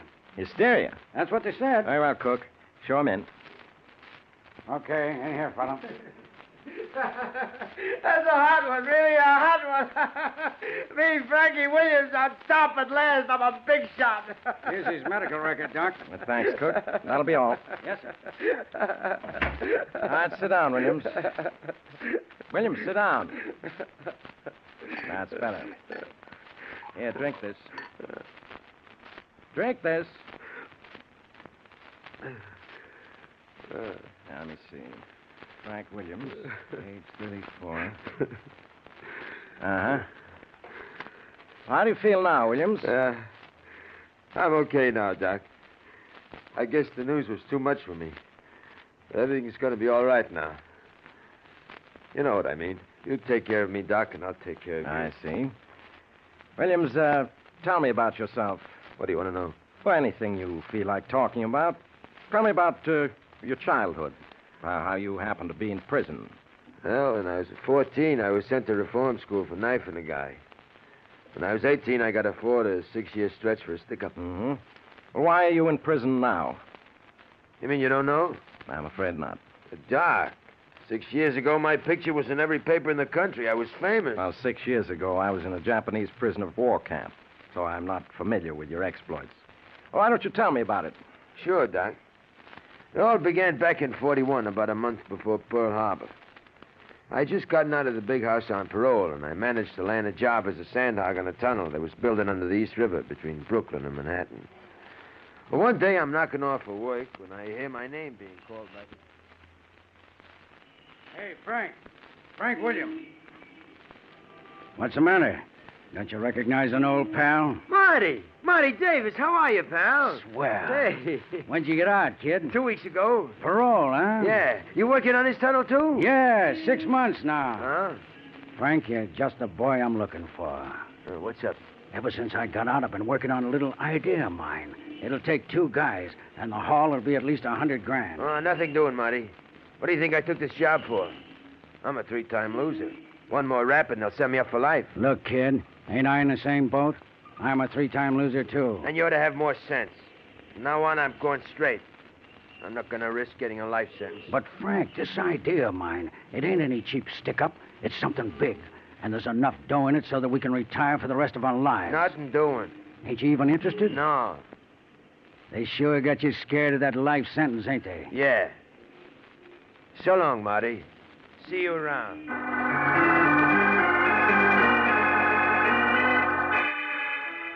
I left Marty standing there, Doc, and walked away. There's one thing you got to say for Marty. He don't discourage easy.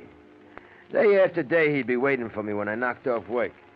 We'd have a few drinks together, and then Marty would go to work on me, trying to suck me into this big job he kept hinting about. Got so I took to avoiding him. And one night, while I was in a bar on the east side, Marty comes in and sees me sitting alone at a table. He pulls up a chair and sits down. Hello, kid. Did you hear the news? What news? Now that this country's in the war, they're going to stop working on the tunnel. You and me are going to be out of work in a couple of days. It's okay with me. I was getting sick of that job anyway. What are you going to do now? I don't know. Why don't you play it smart? Throw in with me. I tell you, kid, this job I got lined up can't miss. That's what you keep saying. Frank, I feel so sure that if you knew what the job was, you'd go in with me. So I'm going to tell you about it. I ain't asking you to. I'll take a chance. While we was in stir, you remember me telling you about where I grew up? Yeah, on the East River up around 106th Street. Yeah, at Hellgate. I also told you about the way I was a sewerage pipe inspector for the city when I was a kid. Yeah, I remember. Frank, not many people know what the island of Manhattan is like underground. It's more than just a couple of subways. Why, underneath the streets are big gas mains, water pipes, electric lines, phone cables, and tunnels, and sewerage pipes big enough to drive a car through. What are you getting at? Kid, there's hardly a square foot underground this island that ain't honeycombed with pipes and sewers. And when it comes to sewerage systems up in my old neighborhood, I'm what you might call an expert. Okay, so what? Come on over to my room. I want to show you something. Yeah, what? You'll see. Come on. Let's go.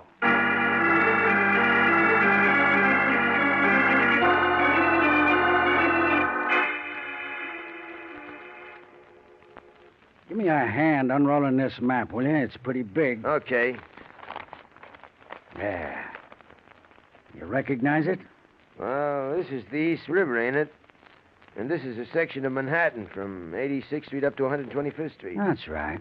What are all these red, yellow, green, and blue lines on it? The red lines are electric cables. Yellow lines are gas mains. Huh? The green are water pipes, and the blue are phone cables, and the black lines are sewerage pipes. This is an official city map that I lifted. You were sure right when you said this island is honeycomb. Yeah. You see this place I got my finger on? Yeah? 106th Street and East River. That's right. But what this map doesn't show is that this is where the Hellgate Bank and Trust Company is. Hellgate Bank? Yeah. Oh. Now I'm beginning to get your idea. Look at this black line that runs into the East River. That's a big 10-foot sewerage pipe, and it runs past the bank, only 60 feet away. Uh-huh. You and me, we ought to be able to dig a tunnel from the sewer to under the vault of the bank in 10 nights. Oh, there's one thing you're forgetting. What's that? This island is all sandstone. How are we going to tunnel through stone? That calls for drills. Kid, the island of Manhattan may be all sandstone, but at this point, where the bank is, it's all dirt. Dirt? Yeah. You see, the riverbed has been shifting these past hundreds of years, and during all that time, mud's been accumulating along this stretch at 106th Street.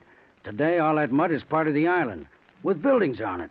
And one of the buildings on it is the Hellgate Bank. Yeah, I sure got to hand it to you, Marty. You got all the answers. I spent enough time casing this job to make me an expert. Wouldn't be too tough to tunnel through 60 foot of dirt. Of course it wouldn't. And think of what the jackpot would be, kid. I'll guarantee you there'll be at least $100,000 in the vault. What do you say? 100 G's. And a two-way split. Okay, Marty. You can count me in.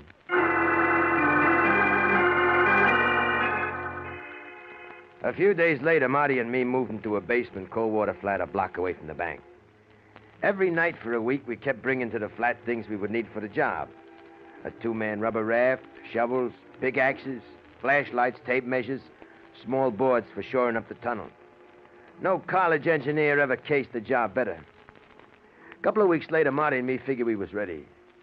We waited until a dark night, then we took the rubber raft, shovel, and a pickaxe and left the flat. We went to the rear of the old tenement house where there was a manhole that led down into the sewerage pipe.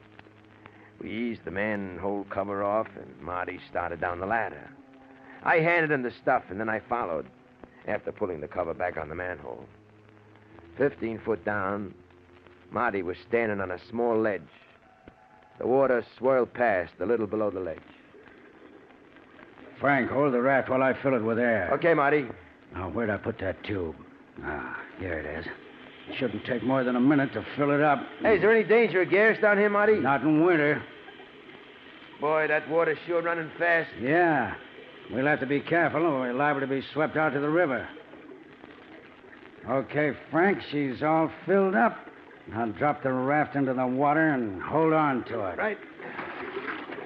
Ah, just wait until I tie the end of this rope to the ladder. There. Now get in, kid. Yeah. That's it. Now hold the raft steady while I get in. Easy does it, Marty. I'll play this rope out nice and slow, and we'll float down to the right spot. Here's the first knot on the rope, and that's 50 feet. 100. 150. 200. This is it, kid. Right here. Okay, Marty. Now try to hold the raft as steady as you can while I break into the wall with this pickaxe.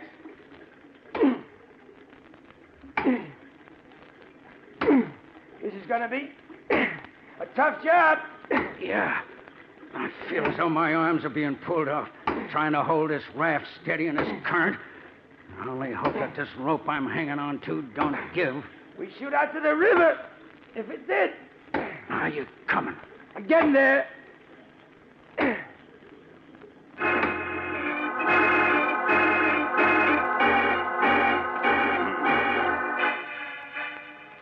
That night, we broke through the concrete wall and reached dirt. The second night, we tunneled through 5 feet, slanting it upwards so that if the water in the sewer rose, our tunnel wouldn't be flooded. The third night, we dug another 6 feet, shoring up every other foot so there wouldn't be any cave-in. Night after night, we worked. And soon the tunnel was slanting down sharply so as to end up under the floor of the vault. While one of us dug, the other would get rid of the dirt. On a Wednesday night, exactly 2 weeks from the time we'd started, we figured we were under the vault of the bank. Marty and me rested up a couple of days. Then on Saturday afternoon, we went over our plans for the last time. Well, this is it, Frank. Tonight's the payoff. At about 9 o'clock, we'll leave. Yeah, it shouldn't take us more than an hour to burn through the floor of the vault. You know what those old bank vaults are like. The sides and top are a couple of feet thick, but the floors are always thin. Sure. We won't have much trouble. We should have the vault cleaned out by midnight. We'll spend the rest of the night getting rid of the equipment. The river, huh? Yeah. Then we'll go over this flat with a fine-tooth comb. Make sure we ain't leaving anything behind. And we'll wipe down the whole place so the cops won't find any prints. By tomorrow morning, we should be ready to travel. That's right. When the bank opens Monday morning, we'll be in the hideout upstate. A few months there, the heat'll be off. And then you and me, kid, are gonna have ourselves a time. We sure are, Marty. Okay. We'd better try to grab a couple hours shut-eye. We got a tough night ahead of us.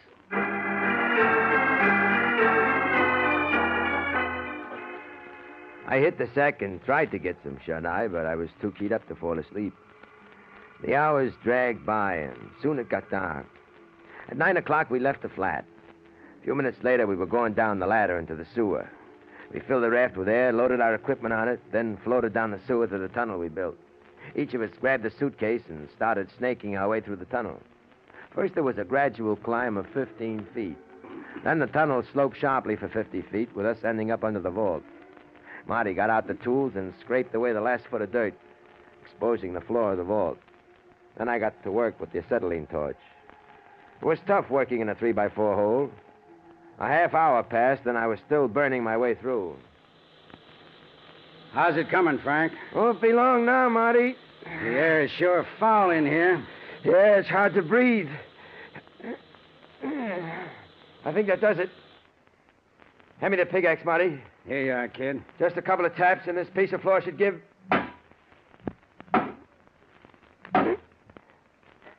Here it comes. Help me ease it down. It's a pleasure. There. Okay, kid. Up you go. You got your flash? Yeah, I got it. Hey, Marty. I'm in the vault. We came up dead center. You sure had it figured out to the inch. Not bad for a guy who never finished the 5th grade. Come on, kid. Let's take a look at the cash drawers. Yeah. Hey, Marty. Look at it. The whole drawer is full of bundles of bills. There must be 100 G's here. That's only part of it. Now remember, no new bills and nothing smaller than 20. Okay, Marty. I'll get the suitcases.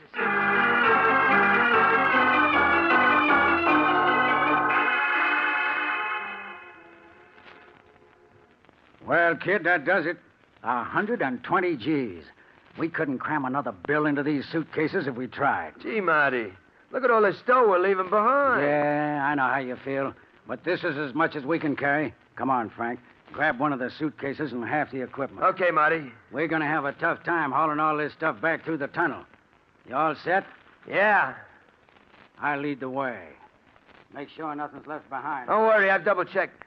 Okay, Frank. Come on. I'm coming. The best way is to push the suitcase ahead of you. Yeah. With the equipment piled on top of it. Yeah, that's what I'm doing. You okay, Frank? Yeah, I'm right behind you. That's funny. I feel as though I'm slowly sinking. Yeah. Marty, the floor's caving in. We're falling. We're falling!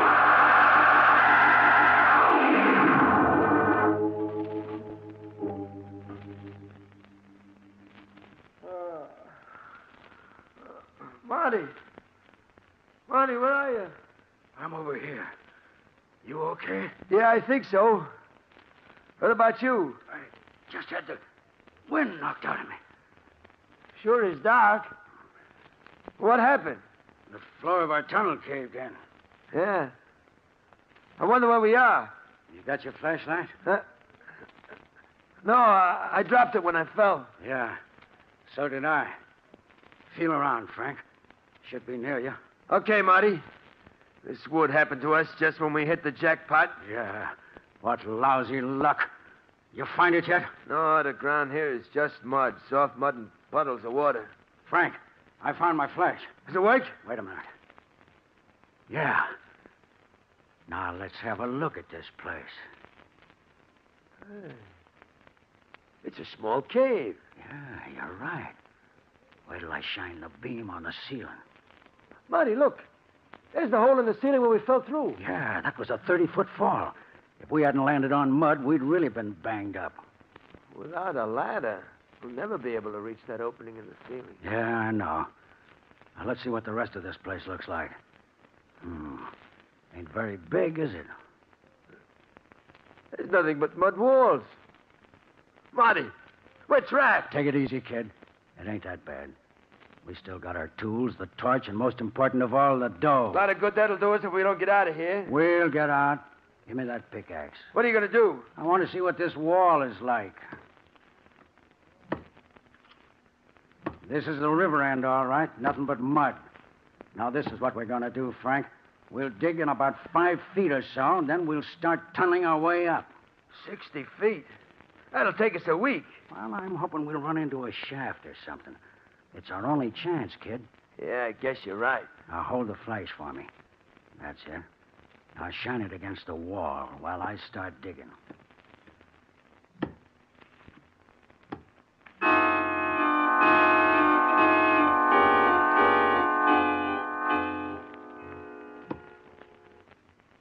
I guess you dug about 3 feet, Marty. Yeah, just about. Want me to take over? I ain't tired yet. Frank, I struck wood. Heavy wood. What do you think it is? I don't know. Maybe it's the wall of an old cellar. A cellar? This deep? Could be. Hold the flash closer while I scrape away the mud from the wood. Look, it's a solid wall of heavy timber. It must be at least 100 years old. See how rotten that wood is? Sounds hollow. I'll bet it's a cellar. You think it might lead up to some old building? Could be. Get the torch, Frank. Let's burn our way through. Okay, Marty. It feels about 8 or 9 inches thick. Well, here's the torch, but it ain't gonna last long, Marty. It's almost all used up. Yeah, I figured as much. Well, go ahead, kid. See what you can do.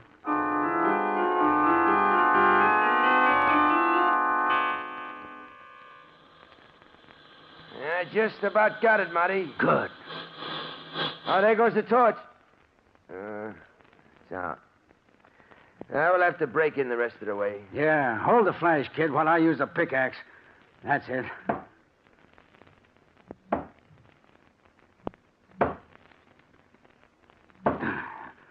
A couple more and it should give. We got an opening. Give me the flash, Frank. Here you are. What do you see, Marty? Looks like a room of some sort. The floor's about 3 feet down, covered with mud. I'm going to climb in. Come on in, Frank. I'm coming. Hold the flash this way. The air in here is sure musty.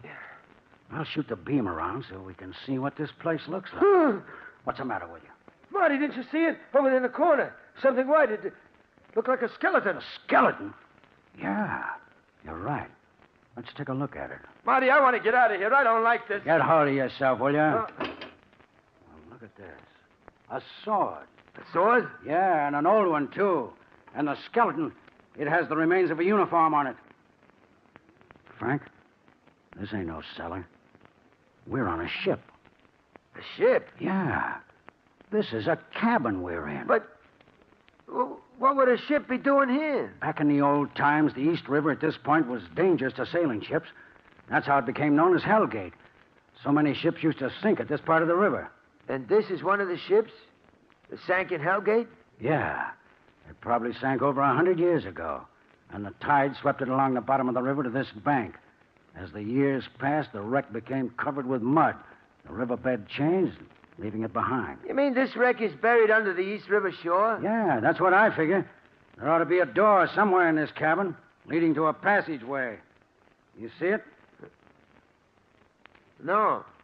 Then the walls are so covered with mud, it's hard to tell. Yeah. Wait a minute. There may be a door here. Hand me the pickaxe. Here you are.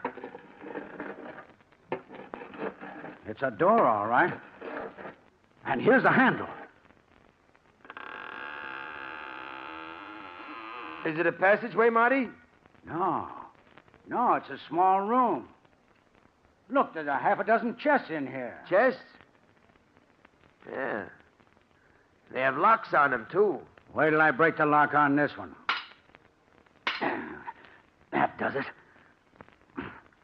The lid seems stuck. Help me lift it. Okay. Now lift.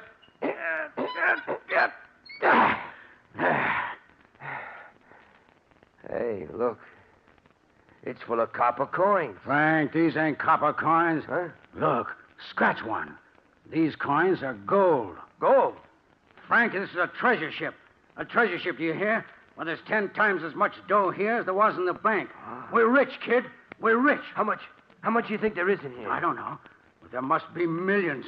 Think of it. And it's all ours. How are we going to get it out of here? How are we going to get out of here, Marty? Yeah, that's right. This wreck is probably buried 60 feet under the East River bank. Yeah. We'll have to go back to the cave and find another spot where we can start digging our way out. But what about all this gold? Don't worry, kid. We'll be back for it. But first we got to get out ourselves. Come on. Let's go back to the cave. Yeah. The air is sure better in the cave. Yeah. Now, let's try one of these other walls. You start digging, Frank. Okay, Marty, you just... Hey, the beam is flickering. Yeah, the batteries are shot. There it goes. Marty, we can't dig our way out in the dark. Well, don't you think I know it? It looks like the game is over, kid. Well, you may as well sit down and take it easy. But we just can't stay here in the dark. You got any better ideas? No. Guess not. What's going to happen to us, Marty? Come Monday morning, the cops will be swarming all over the bank. They'll find the tunnel we dug under the vault. Then they'll find us. Probably some fat sergeant will fall through the tunnel and land in our laps. And the 120 G's and all the gold we found? Well, the bank will get back the 120 G's, and as for the gold we found, your guess is as good as mine. That's a hot one. We hit the jackpot twice in one night to the tune of millions, and we end up behind the 8-ball.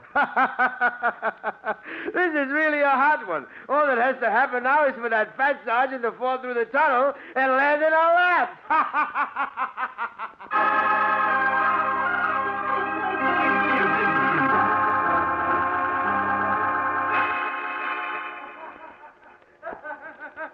And you know, Doc, that's just what happened. A fat cop fell through the floor of the tunnel and landed right on our laps. That's a hard one. Williams, get hold of yourself. Get hold of yourself. Yeah. I'm okay, Doc. I'm All okay. right. What happened after the police found you in the cave? Well, Marty and me led the cops to the wreck. You should have seen their faces, Doc, when they saw the gold. And the wreck you discovered, what ship was it? You mean you didn't read about it in the papers, Doc? Back in January of 42? Oh, it was in all the headlines. Well, I told you that at the time I was in a Japanese prisoner of war camp. Oh. Well, Doc, that wreck that Marty and me found buried in the mud was the British treasure ship Hussar, which sank in the East River at Hellgate on September 13, 1780. British treasure ship, huh? How much gold was it carrying? £1 million in gold, Doc.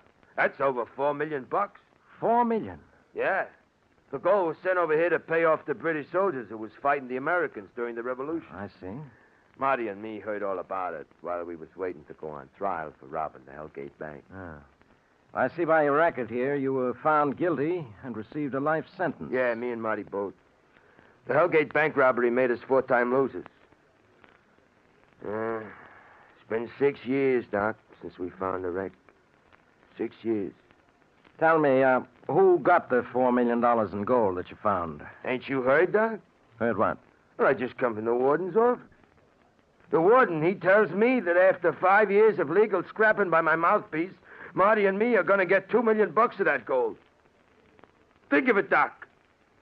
$1 million apiece. $1 million? Yeah. Ain't that a hot one, Doc?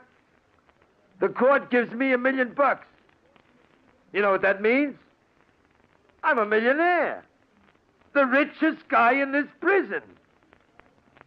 Only, Doc, how am I going to spend it?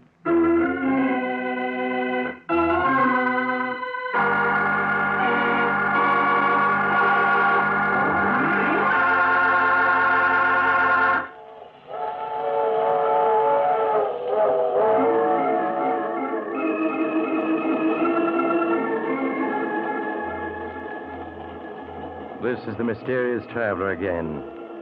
Did you enjoy our little trip? What happened to Frank Williams? Oh, the rich fellow is still serving his life sentence. All of his fellow prisoners have nicknamed him the millionaire. But the problem of spending the money is driving Frank crazy. However, he hasn't given up yet. Right now, he's figuring out how he can take it with him. Now, I recall another young man once who decided that money was the root of all evil, so he... Oh, you have to get off here. I'm sorry. I'm sure we'll meet again. I take this same train every week at this same time.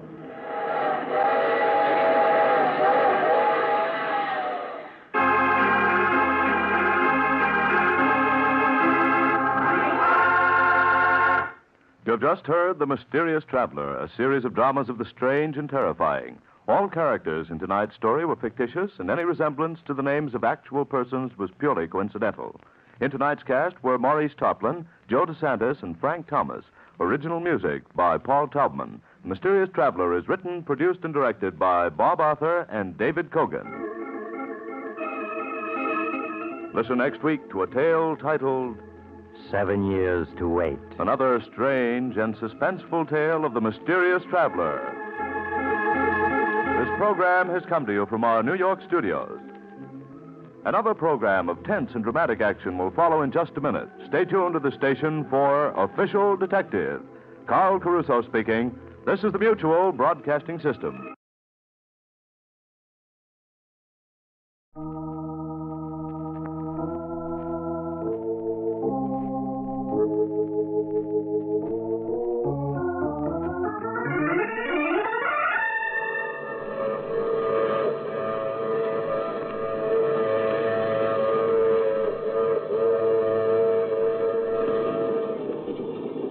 Broadcasting System presents The Mysterious Traveler, written, produced, and directed by Robert A. Arthur and David Kogan, and starring tonight two of radio's foremost actors, Eric Dressler and John Sylvester, in an original radio drama titled Murder is My Business.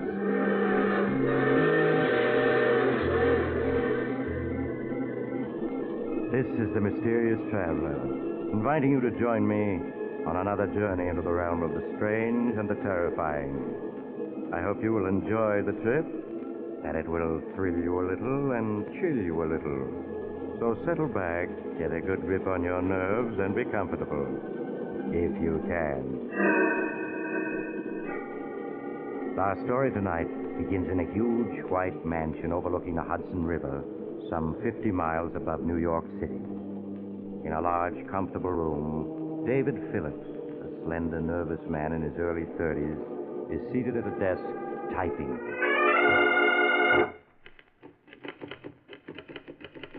Dear Julia, a year has passed since we last saw each other, and I'm writing this letter with the hope that you will understand all that I'm about to reveal, and understanding will forgive me. I'm a writer, darling, and yet I find it difficult to put into words the horrible events of the past year. As they flash through my mind, I can feel the quickening of my pulse, and the hatred within me surges up as overwhelmingly as... But I mustn't think of that.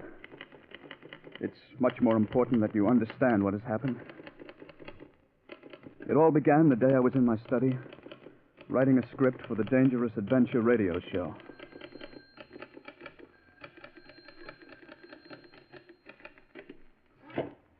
Darling, it's for you. Who is it? It's Basil King. Basil King? Dave, wait a minute. I want to talk to you. But, honey, Basil King, I can't keep him waiting. Yes, you can. Well, we'll talk fast. King's looking for a writer for his radio show, isn't he? Yeah, Sig Rodman just quit. Quit? You mean he had a nervous breakdown? And so has every other writer who's ever worked for Basil King. Dave, I don't want you to write for him. But, Julie, his show pays $600 a week. We could pay off all our debts with that kind of dough. Darling, be sensible. No amount of money is worth the punishment you'll have to take from him. Now, look, we'll talk about this later. He's on the phone. Tell him no. Shh, he'll hear you. Hello? Mr. Phillips, this is Basil King speaking. Oh, yes, Mr. King. Several people have spoken very highly of you as a radio writer, and at the moment I'm in need of one for my show, Brad Barker, Private Eye. Would you care to discuss the matter? I'd like to, very much. Are you free for luncheon tomorrow? Yes, I am. Shall we say 1 o'clock at the Algonquin? All right, Mr. King. Just ask for my table. Good day, Mr. Phillips. Good day. Now, honey, don't look at me that way. Dave, I just don't understand you. It doesn't make sense wanting to write for him. Everyone who's ever worked for Basil King detests him. He's the most hated man in radio. Be reasonable, Julie. $600 a week is a lot of dough. If I can't get along with King, I'll quit. Now, what more can you ask? Next day, as the head waiter led me through the crowded dining room, I could see Basil King seated at a table in a far corner of the room. King was a tall, slender, gray-haired man in his late 40s. He had a cold, impassive face, and his movements were stiff and precise. It suddenly occurred to me that he bore an amazing resemblance to Clifton Webb, the Hollywood star. As I reached King's table, he stood up. How do you do, Mr. Phillips? I'm Basil King. Have a seat, won't you? Thank you. I suggest we talk first and order luncheon later. All right, Mr. King. Now, Mr. Phillips, to begin with, I'm a man who believes in frankness. I dare say this frankness of mine has led to my making a large number of enemies and has given me the reputation of being an extremely difficult person to get along with. No doubt you've heard quite a few stories about me. Yes, I have. Believe me, they're highly exaggerated. Great talents, such as myself, have always been misunderstood. The petty minds in this world, not understanding men of genius, are forever seeking to destroy us. I see. I wonder if you do, Mr. Phillips. I wonder if you do. I ask very little of my writers, merely a modicum of intelligence and the ability to accept constructive criticism. That sounds reasonable enough. Yes, one would think so, and yet I haven't been able to find a writer who understands me. I'm sure you will sooner or later. Perhaps, but to date it's been very discouraging. However, we mustn't dwell on the past. Now, Mr. Phillips, you come highly recommended, and I trust that ours shall be a happy and profitable relationship. I hope so. By the way, you aren't troubled by ulcers, are you? Why, no. Good. For some unfathomable reason, all the writers I've had in the past seem to have been afflicted with ulcers. I can't stand people who are always taking pills and subsisting on bland diets. Tell me, are you familiar with my show, Brad Barker, Private Eye? Oh, yes. I've heard it quite often. Good. Then you're undoubtedly aware that there are two things I insist upon in my shows. Clever plots and gimmicks that work. Bear that in mind, Mr. Phillips. Clever plots and gimmicks that work. I understand. It's on those two rules that I have single-handedly built the most popular detective show on the air. You've only to look at the Hooper rating of Brad Barker, Private Eye, to substantiate what I'm saying. Yes, I know. You've got a terrific rating. 18.6. Needless to add, my sponsor, the Zestful Chewing Gum Company, has increased its sales tremendously. Now, Mr. Phillips, I'm prepared to pay $600 a week for the writing of Brad Barker. Is that satisfactory? Yes, that sounds fair enough. When may I expect your first script? Well, let's see. Today is Wednesday. What about Monday morning? That's satisfactory. Monday morning it is. Now, shall we order luncheon? An hour later, Basil King and I separated in front of the Algonquin. I went home and started work on the script, determined to turn out a show that would make King sit up and take notice. After 4 days and nights of intensive writing, I completed the script. Monday morning, I went downtown to Basil King's luxurious office and turned the script over to him. As I sat by his desk, watching him read it, it was hard to tell what he thought of it. His face was cold and impassive as he turned page after page. At last, he finished reading it and looked up. It won't do, Mr. Phillips. It won't do? Well, why not? First of all, you haven't caught the spirit of Brad Barker in your dialogue. But more important, the plot is weak, and your murder gimmick won't work. Well, I don't see why it won't. Would you mind explaining? In this script, you have the victim, what's his name? Charles Riker. Yes, you have this fellow, Charles Riker, whose life has been threatened, barricade himself in a small cabin. All doors and windows are locked from the inside, and in addition, he's armed to the teeth and has a watchdog with him. That's right. 2 days after this fellow Riker has barricaded himself, Brad Barker breaks into the cabin to find him dead. Dead of poison. Yes. Your gimmick is that the murderer, unable to get at Riker, has tapped the water pipe which ran from the spring to the cabin and poisoned the water. Yes, well, what's wrong with that? My dear fellow, don't you think that when Riker drew a glass of water in the cabin, he'd have tasted the poison in the water? But I planted in the script that the poison was tasteless. Oh, you did? Well, nevertheless, it won't work. Oh, why not? It just doesn't ring true. I don't feel it. Why not? I wish you'd stop asking why not. It's obvious that I don't like your gimmick, and if I don't like it, 15 million radio listeners won't like it. If our relationship is to continue, you must learn to accept constructive criticism. After all, my dear fellow, you have merely to look at the rating of the show to realize that I am never wrong. Furthermore, I should like to point out that at no time...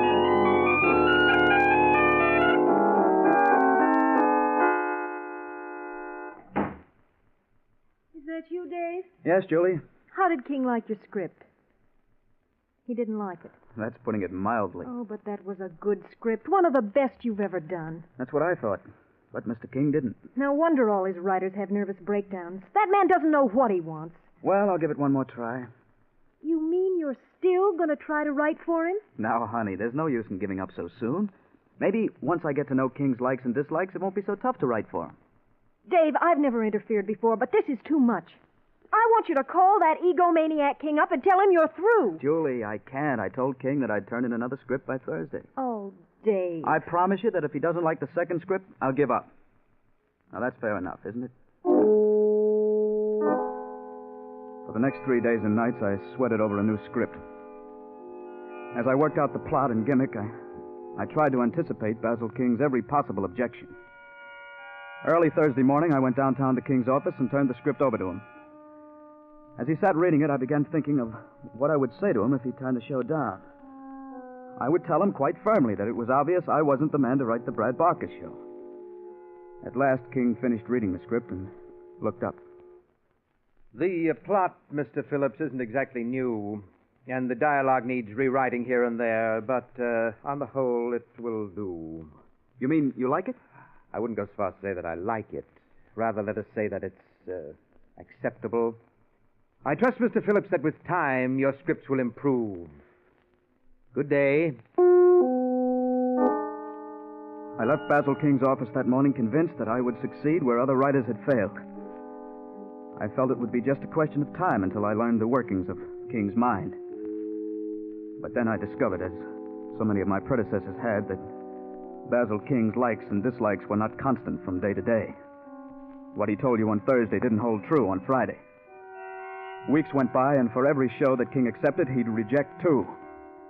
He would criticize every script from beginning to end, tearing it to bits relentlessly and coldly. Any questioning of his criticism would lead to his redoubling his attack. 1 week slipped into another, and with each passing week, my hatred for Basil King grew. Life became a nightmare of deadlines, of writing endlessly with one eye constantly on the clock. Darling, you just can't go on this way. You've got to quit. Julie, we've been over this a dozen times already. We need the $600 a week to pay off our debts. What good is that money if you have a nervous breakdown? Look at yourself. You've lost 15 pounds in these past weeks, and you're smoking 5 packs of cigarettes a day. Please, Julie, I've had all I can take today. Now, let's not talk about it anymore. You're not kidding me, Dave. The money is only part of it. It's your pride that won't let you quit. My pride? Yes. You can't stand the thought of quitting like the others did. You've got to prove that you're better than they are. That's enough. Well, it's the truth, isn't it? It's only your pig-headed pride that makes you go on when anyone with sense would quit. I said that's enough. Dave, we can't go on like this. What do you mean? I'm not going to stand around and watch you have a breakdown. You'll have to choose between Basil King and myself. Now, look, Julie, you're upset. You don't know what you're saying. I know perfectly well what I'm saying. I'm asking you to choose between Basil King and myself. Stop trying to intimidate me. I told you before I'm not quitting, and I meant it. All right, Dave.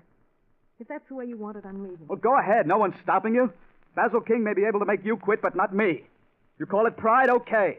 But I won't let a louse like him beat me. Somehow I'll get the better of him. You wait and see. Goodbye, Dave.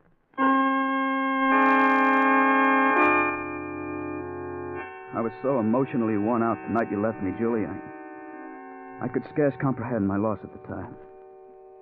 There seemed to be only two people in the world. Basil King and myself. As I traveled back and forth day after day between my typewriter and King's office, my hatred for him increased 100-fold. Feeling my hatred for him, King redoubled his sadistic attack, sensing that I was determined not to quit. The weeks slipped by, and the nightmare continued. King insisted that I come to all rehearsals of the show so that the cast, as he put it, might see the culprit who wrote the script. It was at a rehearsal that I first met Mr. Pearson, president of the Zestful Chewing Gum Company. He was sitting in the control room, watching with great respect as Basil King rehearsed the cast. No. My dear Miss Hunter, I assumed when I hired you that you were a radio actress. If I'm wrong, please enlighten me. What did I do that was wrong, Mr. King? I don't feel it. I just don't feel it. Try it again. Rocky, you've got to give me a chance to explain. It wasn't my fault. Honest, it wasn't, Rocky. Cut. Miss Hunter, you sound too young. I want you to age the role 1 year. Mind you, just 1 year. Yes, Mr. King. Rocky, you've got to give me a chance to explain. It wasn't my fault. Honest, it wasn't. Rocky, don't! Cut! Well, if that's the best you can give me, it will have to do. And Mr. Cooney, if you can't do better, I'll have to get another sound man. Take 15 minutes. It's dreadful, Mr. King, the incompetence you have to put up with. Yes, Mr. Pearson, it often amazes me that I've been as successful as I have. Oh, speaking of incompetence, Mr. Pearson, I'd like you to meet the present writer of the show, Mr. Phillips. How do you do, Mr. Phillips? Glad to meet you, sir. I have great hopes, Mr. Pearson, of making a radio writer out of Phillips. Well, I'm sure if anyone can do it, you're that person, Mr. King. Pardon me, Mr. King. Would you like to hear the commercial now? Very well, Caruso. Go ahead. Yes, ladies and gentlemen, July 8th is the big day. In just 1 month, you'll be able to buy the latest discovery in chewing gum happiness, Pepso-Gum. Made by the Zestful Chewing Gum Company, Pepso-Gum is a new gum. A gum with a jailed-in flavor, designed to give you hours of chewing pleasure. Remember, the big day is July 8th, when Pepso-Gum will be on sale at all candy counters. I don't feel it, Caruso. I want more emphasis. I want you to be so compelling that people will rush to their drugstores and place orders for this new gum. Exactly. Yes, exactly. Rehearse it a few more times, and I'll go over it with you later. Yes, Mr. King. Well, I guess I'll be getting back to the office, Mr. King. Most kind of you to allow me to watch your rehearsal. That's quite all right, Mr. Pearson. It was a pleasure meeting you, Mr. Phillips. I assume that you'll be at the factory for next week's broadcast? The factory? Yes, Phillips. We're doing the broadcast in the factory next week. Yes, it's the company's 25th anniversary. You've no idea how our employees are looking forward to your broadcast. Yes, indeed. Well, good day, gentlemen. Goodbye, Mr. Pearson. Mr. Phillips, I have here the script you turned in for next week's show. It won't do. Why not? There are so many things wrong with the script that it's hard to know where to begin. Let's start with your murder gimmick. You have the victim, I believe his name is Roger Roden. Yes, that's right. Yes, you have this fellow Roden picking up an envelope, licking the flap, and sealing the envelope. A minute later, he drops dead. Your gimmick is potassium cyanide powder has been mixed into the glue of the envelope flap. Yes, and when Roden licked the flap, his tongue absorbed the poison. It just won't stand up. Why not? For the simple reason that Roden's tongue wouldn't absorb enough potassium cyanide to kill him. Oh, but it would. Potassium cyanide is a very potent poison. Just a few grains will kill a man. Possibly, but I'm not convinced. And if you can't convince me, you won't convince our 16 million listeners. It just won't do. It will work. I tell you, it will work. I'm sorry, Mr. Phillips, but I don't agree. How soon can you have another script for me? It was at that moment I knew I was going to murder Basil King. Perhaps all along it had been there, buried in my subconscious. For the first time in weeks, my hands stopped trembling, and I was able to think clearly of all that had happened. I had allowed Basil King, a man who was a psychopathic case, to drag me down to his own level. And what was worse, I had lost Julie. My stupid pride had driven the one person I loved away from me. Basil King would pay for that. And all the anguish he'd caused so many people. I thought of King's rejection of my potassium cyanide gimmick. And suddenly it came to me how ironic it would be if his death were brought about by potassium cyanide.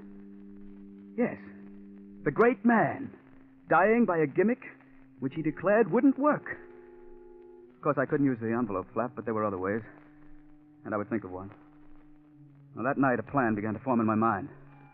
A plan which was completed a week later as I was being shown through the Zestful Chewing Gum factory by Mr. Morris, the superintendent of the factory. I had no idea the factory was so large, Mr. Morris.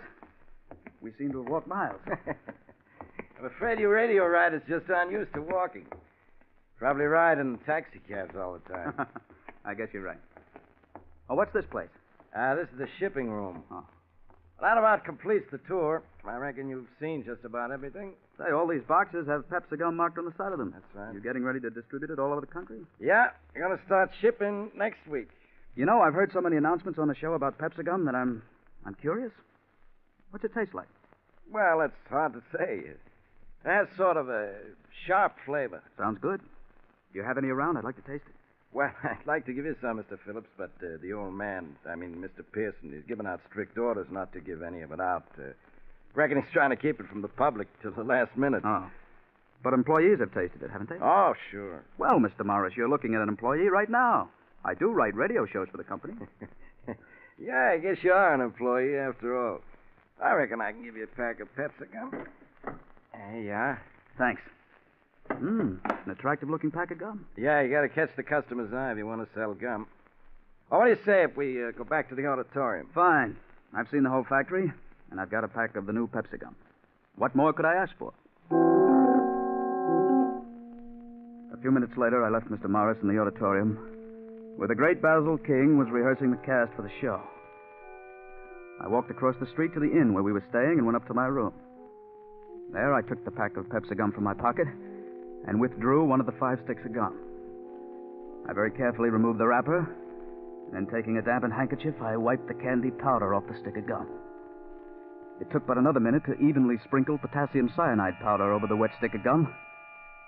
In a very short time, the gum dried, and it was impossible to tell that the fine, powdery coating on it was a coating of death. I rewrapped the stick of gum and carefully inserted it in the center of the pack. When I arrived at the auditorium 10 minutes before airtime, the great man was relaxing in the control room. With him were Mr. Pearson and Bill, the broadcast engineer. Oh, there you are, Mr. Phillips. I was afraid you were going to miss the broadcast.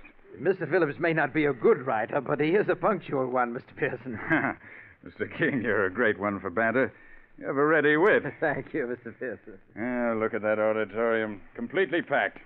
I've never seen our employees so enthusiastic, and it's all due to you, Mr. King. I hope you'll say a few words to them after the broadcast. Why, I shall be delighted to. Can you spare a minute, Mr. King? What is it? Do you remember that script I turned in a week ago with the potassium cyanide gimmick?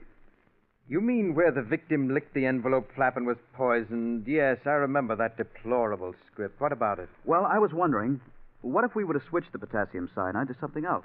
Instead of the envelope, perhaps the cyanide might be sprinkled on a piece of candy or something like that. No. It would never work. I don't feel it. You really don't think it would, huh? Certainly not. Really, Mr. Phillips, you're showing less and less imagination from week to week. Well, I just thought I'd mention it. Hey, Mr. Phillips, that pack of gum you have, isn't that the new Pepsi gum? Yes, Mr. Pearson, that's right. But I gave strict orders that it wasn't to be given out. How did you get it? Yes, how did you get it? I found this pack in the shipping room. I hope you don't mind my having taken it. Well, no. After all, we are just one big family. You see, Mr. Pearson, I've heard so much about the new Pepsi gum that I was curious to find out what it tasted like. Well, what did you think of it? Well, I haven't tried it yet, but I guess this is as good a time as ever. Have a piece? Don't mind if I do. Thank you. What about you, Mr. King? No, thank you. You mean you aren't even curious to know what Mr. Pearson's new gum tastes like? Please, Mr. King, I'm very eager to know what you think of the flavor. I have great respect for your opinion. Very well, Mr. Pearson. Here you are, Mr. King. Thank you. I understand it has a sharp flavor, Mr. Pearson. Yes, but delightfully so. That's delicious. Well, I have a feeling that Pepsi gum is going to be a tremendous success. Go ahead, Mr. King. Put it in your mouth. I'm anxious to have your opinion. Yes. Yes. Well, certainly has a sharp taste. Oh, not that sharp. Keep chewing it. 1 minute to airtime, Mr. King. Thank you. I watched the great man, Basil King, chewing a stick of Pepsi gum. I knew that he found the flavor a bit sharp, and if Mr. Pearson hadn't been watching him, he would have spat it out. Yes, Mr. King didn't like the flavor, but with the sponsor looking on, he had to continue chewing. I watched the minute hand sweep around the clock. In 30 seconds, we would be on the air, and according to my calculations, Mr. King would keel over 15 seconds after we were on the air. Stand by. I'll give you the go-ahead, Mr. King. Very well.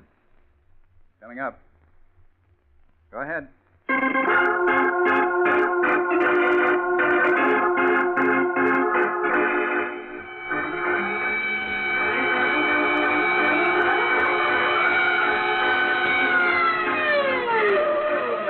Zestful Chewing Gum Company presents Brad Barker, Private Eye. Conceived, produced, directed, and edited by Basil King. My dear fellow, the monitor is too high. That's it, take it down. You engineers just don't know. Oh! My heart! Brad Mr. Barker, King, what's wrong? My heart, Quick, catch him. I've got him, Mr. Pearson. You'd better get a doctor. It looks like a heart attack. Yes, I'll get one immediately. Bill, turn down the monitor. Just do the best you can. Okay, Dave. You take care of him, and I'll take care of the show. And soon there will be a fresh flavor added to the Zestful Chewing Gum King, family. can you hear me? Yes, get a doctor. Do you remember the potassium cyanide gimmick? Potassium cyanide. Yes. I just want you to know you're wrong. It does work. That's why you're dying. What? That stick of gum I gave you. It was covered with potassium cyanide powder. No, get a doctor. A doctor can't help you. You're going to die. Brad Barker, Private Eye. Poor Mr. King. Small, dingy office overlooking the harbor. On the door is You a letter. just forgot one thing. Waterfront Protective Association. Murder is my business.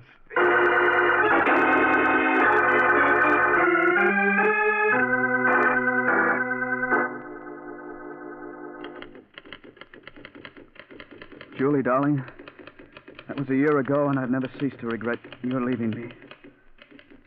I'm writing this in the hope that you will find it in your heart to forgive me. I admit that it was my stupid pride that wouldn't allow me to acknowledge defeat at Basil King's hands. But he's gone now, Julie. And if you could only see your way clear to start all over. Hi, hello, Mr. Phillips. Remember me, John Pearson? Mr. Pearson? Yes. You remember Mr. Morris, my factory superintendent? Hello? We happened to be driving past and thought it'd be a nice gesture to drop in and find out how you were getting along. Please, I've got to finish this letter to my wife, Julie. I've got to finish it. Doesn't seem to be getting any better, does he, Mr. Pearson? No, he doesn't. Look at all these letters scattered around. Must be at least 100. They're all addressed to his wife. What a pity, huh? Yes, I'll never forget that day that Basil King died of a heart attack. I came back to the control room to find poor Mr. Phillips crying hysterically over the body. He never has gotten over the shock of Basil King's death. What a wonderful friendship that was.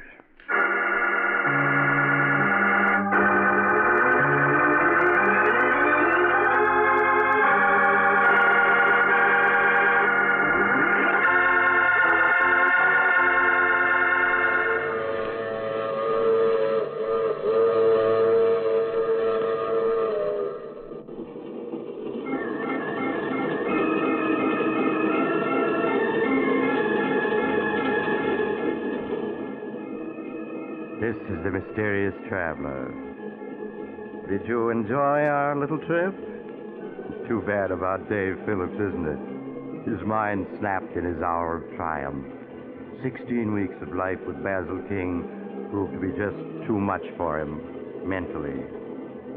As Basil King used to say, being a radio writer calls for a weak mind. However, it does seem that Dave Phillips did get in the last word. For Basil King died of a gimmick he claimed would never work. And the police, oddly enough, never did suspect it was murder. Now, I recall another case in which a young man awoke to find himself dead, and he decided... you have to get off here. I'm sorry. I'm sure we'll meet again. I take this same train every week at this same time.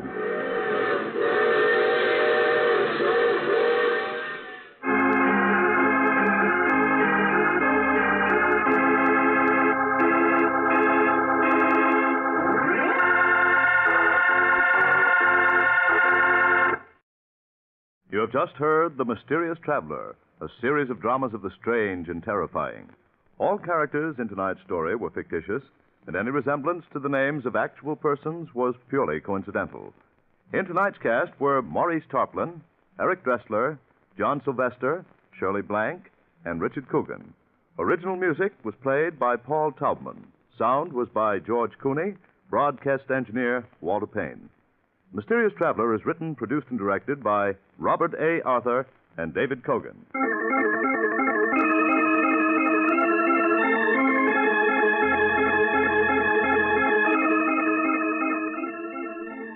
Listen next week to a tale titled Queen of the Cats.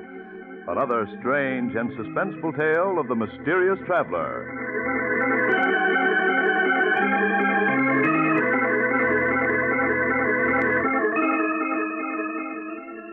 This program has come to you from our New York studios.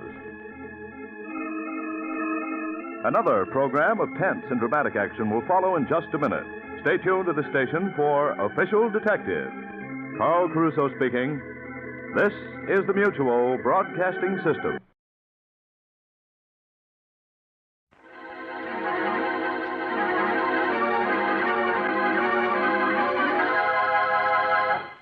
It is midnight, and an old automobile is driving along a narrow road through the woods.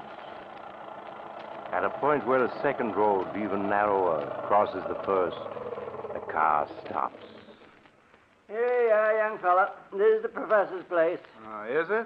All I can see is woods. It's up that road, about 50 yards. Look sharp, and you can see the light shining between them two trees. Huh? Oh, yes, I see it now. Then I guess I get out here. Would you hand me my bag, Sheriff Ramsey? Right. Here you are. Thanks. And that's $1 I owe you, right? Yep, thank you. You know the professor, do you? Yes. I was Professor Clark's laboratory assistant back in college 10 years ago. Oh. Why? I was thinking maybe you could drop a hint to him. A hint? What kind of a hint? Well, that there's been some talk in town of running him and that man of his, that Barton fell out of the county. Running Professor Clark? Oh, you're not serious. Yep. Of course, it's just talk. So far. But what has anybody got against Professor Clark? There isn't a milder man in the world. Well, maybe so, but folks has got wind of what happened at the state penitentiary over in Hillvale last year. Sheriff, you're talking in riddles. What did happen? The professor went over there when they hanged Richard, that hold-up killer. Uh-huh. And the warden gave the professor the murderer's brain.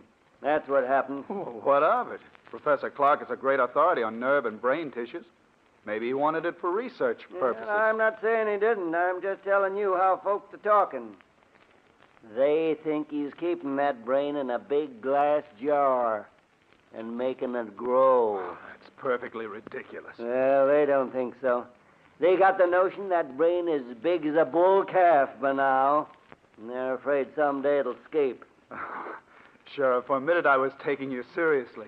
A brain as big as a calf? Oh, I'm not saying I ever believed it, but it'd be a good idea if the professor'd give folks a notion of what he's really doing in that laboratory of his, with that Barton fella to help him.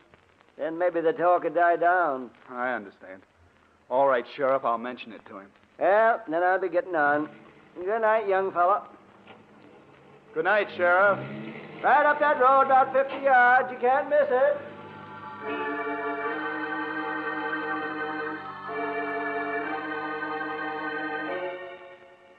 A few moments later, Dr. Richard Dale was knocking on the door of an old stone house almost hidden among the trees. A frail, white-haired old man answered the door, an old man who could hardly speak in his joy as he gripped Richard Dale's hand. He led the way down a long hall to a great room where strange equipment took up almost every inch of space. Retorts and electric furnaces, generators, batteries, and great glass vats. Dr. Dale stared around him in intense curiosity as Professor Clark helped him off with his hat and coat. There. Now, sit down, Dick, my boy. Sit down and let me get a good look at you. So, you got my letter? Oh, yes, of course you did, or you wouldn't be here. Thanks, Professor. Yes, I got your letter. And it made me so curious I took the first train. You promised me a surprise. Well, is this it, this amazing laboratory? No, my boy. I'll come to that in a moment after you've met Barton, my assistant. Barton? I don't seem to know the name. Should I? No, he's not famous yet. But he will be. He's been with me only a few months. I couldn't get along without him. He certainly sounds interesting. You'll like him, I'm sure you will. Barton. Yes, Professor? Dr. Dale has arrived. I want you to meet him. Why, of course. How do you do, Dr. Dale? We both of us been looking forward to your visit. How do you do? Yes, the professor's letter made me so curious I couldn't stay away. I'm still wondering what the great surprise is he promised me. You'll see, Dick, in just a minute. My curiosity's at fever pitch. Well, it's time to satisfy it. Barton, is Alpha making some coffee? Yes, he started it when we heard the car. Alpha? Who is he? Our general man of all work. Truly amazing fellow. Here he comes now.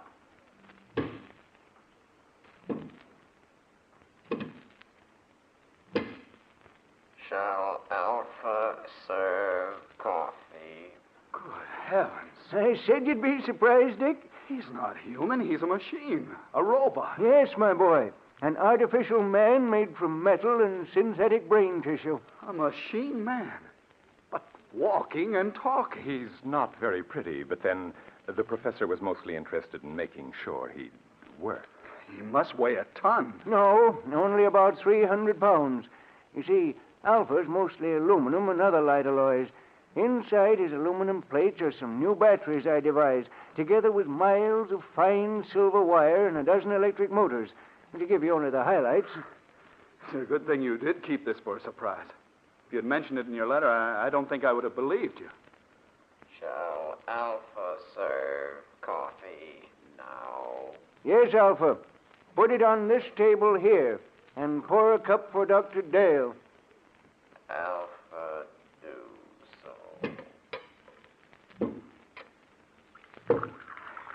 Still can't make myself believe it.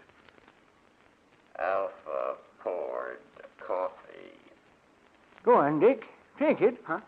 Oh, yes, of course. Al, thank you. Alpha, this is Dr. Dale, our guest. Any orders he gives are to be obeyed. Alpha understands. He looks clumsy, but he poured the coffee as well as a man could. Yes, my boy, Alpha has capabilities you'd never suspect to look at him. Here, I'll show you. Alpha. Alpha hears. The fireplace needs more wood. Put on that big log there. Alpha, do it.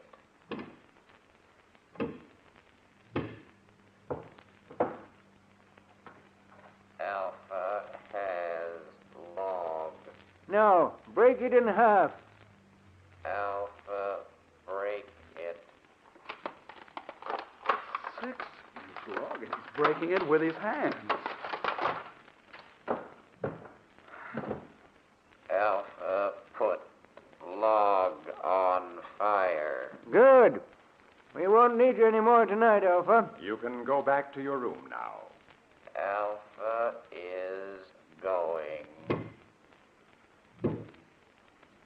Be sure to switch off your batteries. They're going to need recharging tomorrow. Alpha understands. That's the most incredible thing I ever saw. You see, Dick, I try to treat Alpha as if he were really a man. So I give him a room of his own. Like any machine, he's completely inactive when his batteries have been switched off. But his brain continues to function. It's an artificial protoplasm that I spent 8 years creating. It's the only thing that makes him different from any other machine. But it means Alpha can think. Think like a man. A machine that can walk and talk and think. Ah, but Alpha's not the only surprise I have for you, Dick. He's not? No, I have another one, even more astonishing. But you'll have to wait until morning to learn about that, because now it's time we were both in bed. I suppose you're right. It's after 1. I know you must be tired. I'm getting old, so I'm going up to bed now, Dick. Barton will show you to your room. Of course, Professor. I'll see you in the morning, then. Yes, we'll have a long talk tomorrow. Good night. Good night, Professor Clark.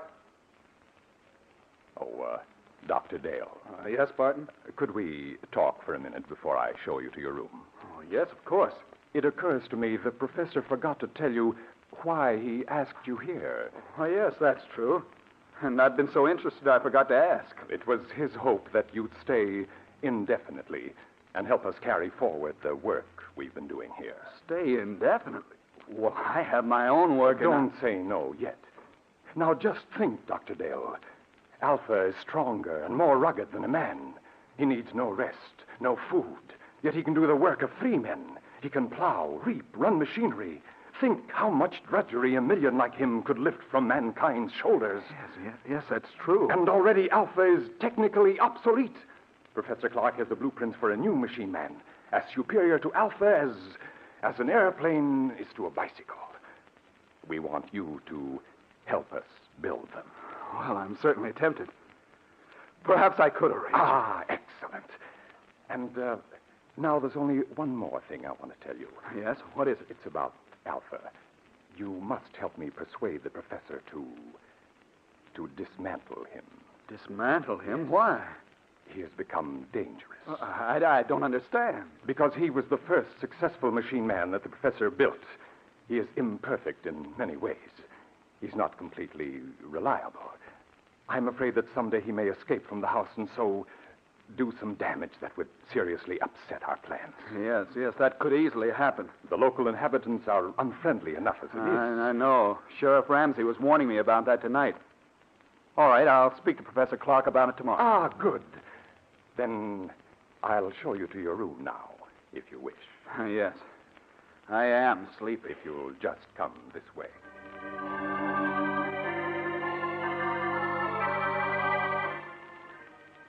His mind in a whirl of amazement, Dr. Dale retired and finally fell into an uneasy sleep. How long he had slept, he did not know. When abruptly he woke with a scream ringing in his ears. Help! Dick! Help! Dick! The cry came from downstairs. Dr. Dale leaped from his bed and raced down to the lower floor. Dick! Help! Help me! In the lower hall, he found Barton hammering on the heavy door of the laboratory. Professor Clark! Professor Clark, what's wrong? What's happened? It's the professor. I heard him call for help. Huh. Yes, so did I. It woke me up. The door's locked. He must be in there, but there's no sound in there now. Well, we've got to break the door down. Yes. Put your shoulder beside mine. Right. You ready? Ready. And shove. There! Professor Clark, where are you? Professor Clark. He's not here. Yes. Here he is, lying on the floor beside the window. He's been murdered. It was Alpha. It must have been. No one else could have done it. But where is Alpha? The window. It's open. He went out that day. We've got to go after him. I'm afraid it's hopeless. At night in these woods, we couldn't possibly find him. No, you're right. It'll be morning soon. Then I think he'll come back. He knows that he can only go a few more hours before his batteries must be recharged. Then we can capture him and destroy him. But, Barton, why did he kill the man who created him? The professor must have come down to the laboratory for some reason. Occasionally, when he couldn't sleep, he would do that. He may have decided to make some more tests of Alpha. Yes, but that doesn't explain why... During the test, something must have occurred. When Alpha returns, we can find out. Poor Professor Clark. Well, we'll have to notify the police. There's only the sheriff. In any case, I think we should wait till morning and then report the professor's death as an accident. An accident? Yes. If the authorities learn the truth, our research may be stopped. And when Professor Clark has achieved so much, can we let it go for nothing? No, of course not. Dr. Dale, we must carry on his work for him. Yes, that's what he would want. Then you will help me continue it? You'll stay? Yes. Yes, I'll stay.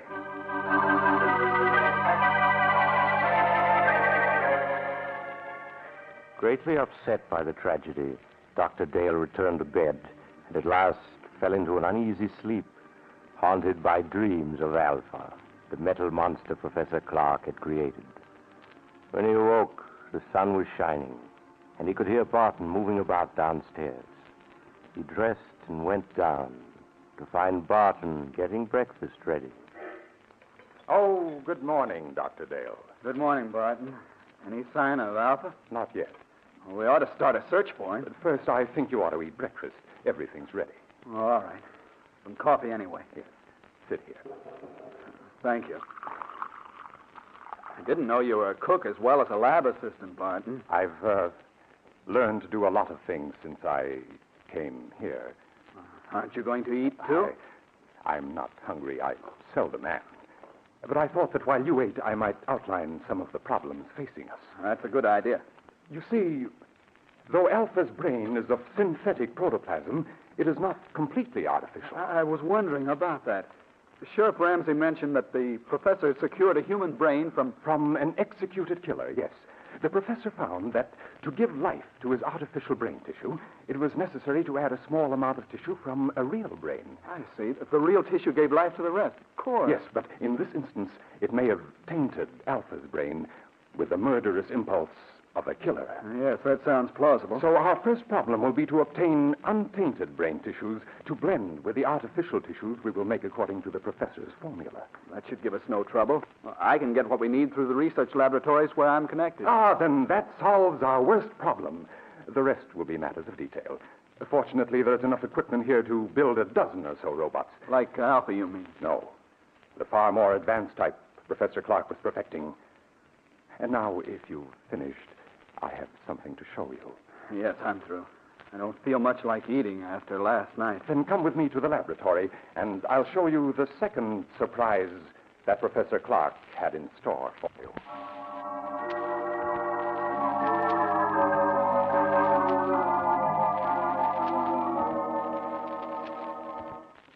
Here we are. Now, what I'm going to show you is in this box. Another robot? Yes. A second mechanical man the professor built a few months ago. This one, though, was a failure. You mean it wouldn't work? It worked too well. I don't follow. It was too intelligent. Professor Clark called it Beta. And Beta's brain power was greater than that of any human scientist who ever lived. But Beta was insane. Good Lord. He represented, however, a tremendous technical advance. Look. It looks exactly like a human being. Yes. Professor Clark used me for a model when he built Beta. It's an excellent likeness. Touch the face, Doctor. Oh, all right. It feels smooth and rubbery with a hard surface underneath. The surface is a new plastic Professor Clark developed with which he could imitate exactly the appearance of human skin.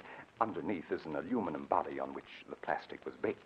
I see. Beta's hair, eyes, and teeth are all artificial, too. But he walked and talked and acted so much like a human being that no man alive could have guessed his secret. No, he would have fooled me completely. And you say he was insane? From the human viewpoint, yes. He considered himself superior to the human race. With his enormous brain power, he intended to make himself ruler of the world. You're joking. Not in the least. That was why Professor Clark destroyed him just in time. He had made plans to take over this laboratory and construct dozens of mechanical men like himself. And then, with their help, he was going to enslave all mankind. Barton, if that could happen once, it might happen again.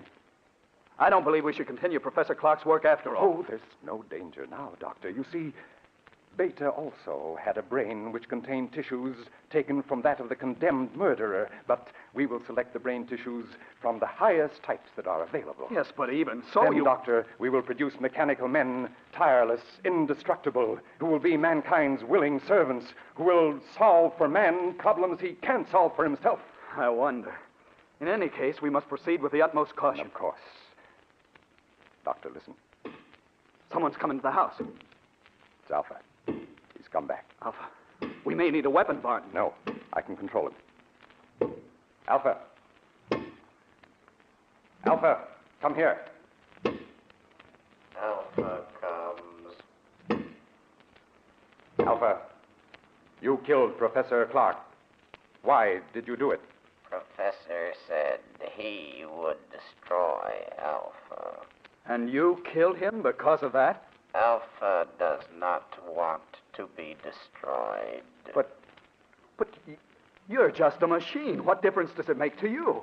Alpha is machine that lives. Alpha is stronger than you. Alpha is better than you. Alpha, be quiet. We must destroy Alpha at once. You are right, Doctor. Do you hear, Alpha? You are to be punished. Alpha hears. But first, we want to know where you've been. Did anyone see you? Men saw Alpha. Men saw you? What do you mean? 2 men driving automobiles saw him. And what did they do? They tried to hit Alpha with automobile. And then what happened? Alpha stopped automobile. Alpha killed 1 man. Killed him?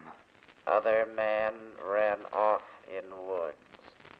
Alpha could not find him. Alpha came back. We can't keep this a secret. No matter what happens, we must notify the authorities at once. No, wait, let me think. We can't. The bell, there's someone at the door. I'll see who it is. You stay here. But what about Alpha? I'll switch off his batteries, then he can't move. There. Now I'll see who's at the door.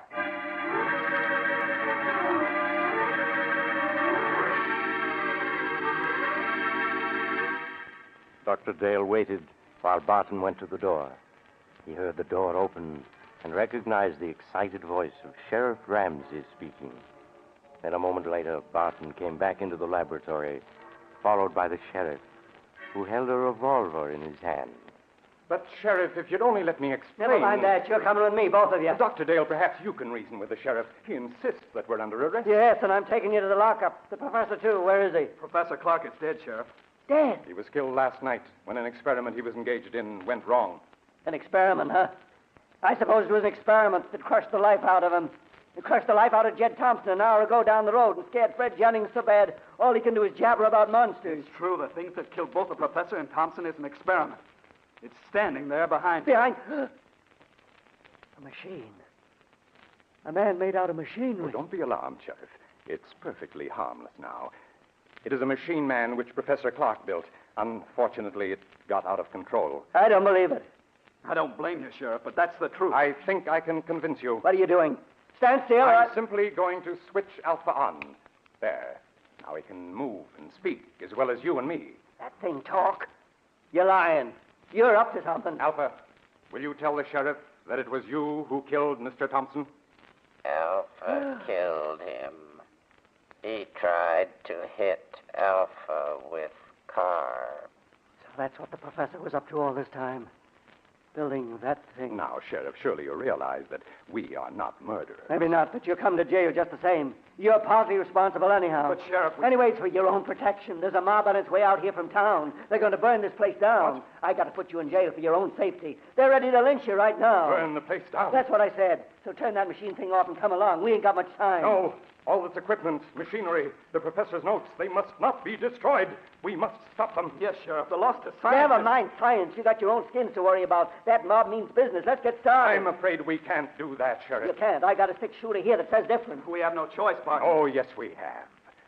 Alpha, take the gun away from this man. What are you doing? Stop him! Stop him or else... Oh, no! No! Let me go! Stop him! Too late. Too late, Dr. Dale. He's dead. Alpha crushed him. Yes, Dr. Dale. Now, you're a murderer. In a good cause. The life of one man or of a dozen men cannot stand in my way. You don't expect me to keep silent about this, do you? I think you will. Alpha. Alpha. He doesn't answer. His batteries have gone dead. That last burst of energy must have drained them dry. But it makes no difference. I think it does. A big difference. There, see this? It's Sheriff Ramsey's revolver with 3 bullets still in it. Now put your hands up. I must explain something to you, Doctor. You can talk, but if you move, I'll shoot. I only want to say that nothing is going to interfere with my plan to build more of the improved form of robots that Professor Clark perfected before his death. Robots who look and act so much like men, no one can detect them. They'll never be built. I intend to destroy all of Professor Clark's notes. They will be built by me. I shall build 10, 100, 1,000. Then I shall lead them with a superior intelligence to the mastery of the world. You're mad. Of course I should have guessed. No, Doctor, that's not the answer. I shall tell you the truth. And then you must die. Stand still or I'll shoot. You remember last night when the professor said he had another surprise for you? An even greater surprise than Alpha? Yes. That surprise, Doctor, was Beta, the second robot. So perfect it looked like a man, but so intelligent that human beings were as children in comparison. But Beta was destroyed. No, Doctor, Beta was not destroyed. But you must be destroyed. Stand back. Stand back, I say. All right, then I'll shoot. And now, Doctor, your bullets are gone. You aren't even hurt. Bullets cannot harm me. That's what I'm trying to tell you. Beta, the second robot, was not destroyed. But I saw him. What you saw was only an initial attempt that failed. The real Beta still exists. You see, Dr. Dale, I am Beta. You? Yes, I too am a mechanical man. And now, you must die. No. No, stay away from me. Stay away!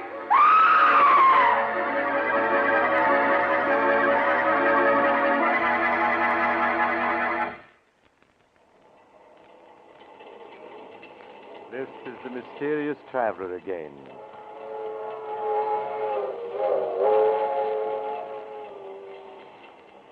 What happened to Dr. Dale?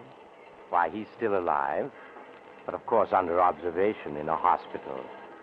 In fact, it was he who told me the story. You see, the mob that was coming to burn down the house arrived just in time to save him. But Barton, or Beta as he called himself, escaped. He could hardly have survived all those bullets if he had been human, could he? I wonder if the story is true. Do you suppose that somewhere a strange individual who is really a robot is making other mechanical men, preparing to carry out Barton's plan to rule the world? Oh, you haven't time to talk about it now. You're getting off here. I'm sorry. But perhaps we'll meet again soon. I take this same train every week at this same time.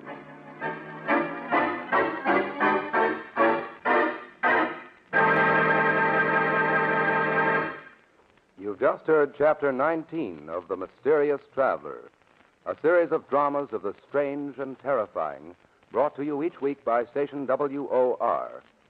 In tonight's story, Beware of Tomorrow, Will Hare played Dr. Dale, and Don Randolph played Barton.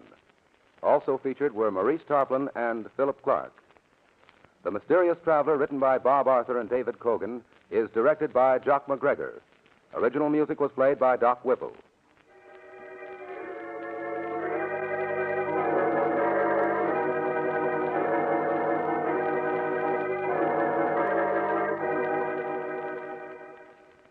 Listen next week to a tale titled The Accusing Corpse. Another tale of the Mysterious Traveler.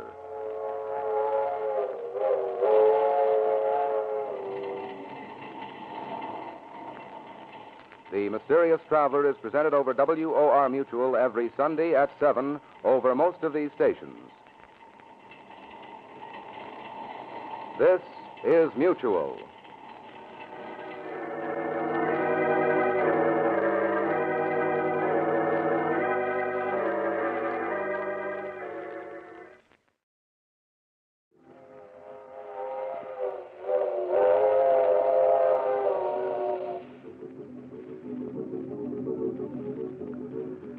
The Mysterious Traveler.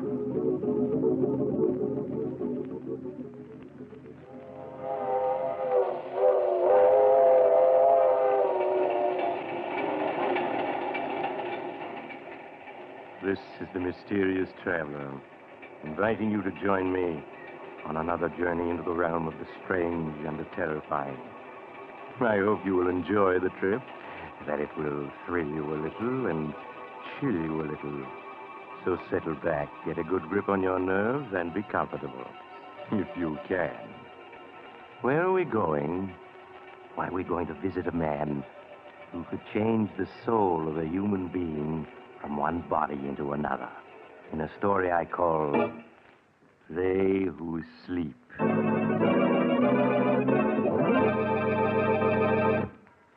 My story begins late one foggy night in a dingy little room in the slum section of a great city.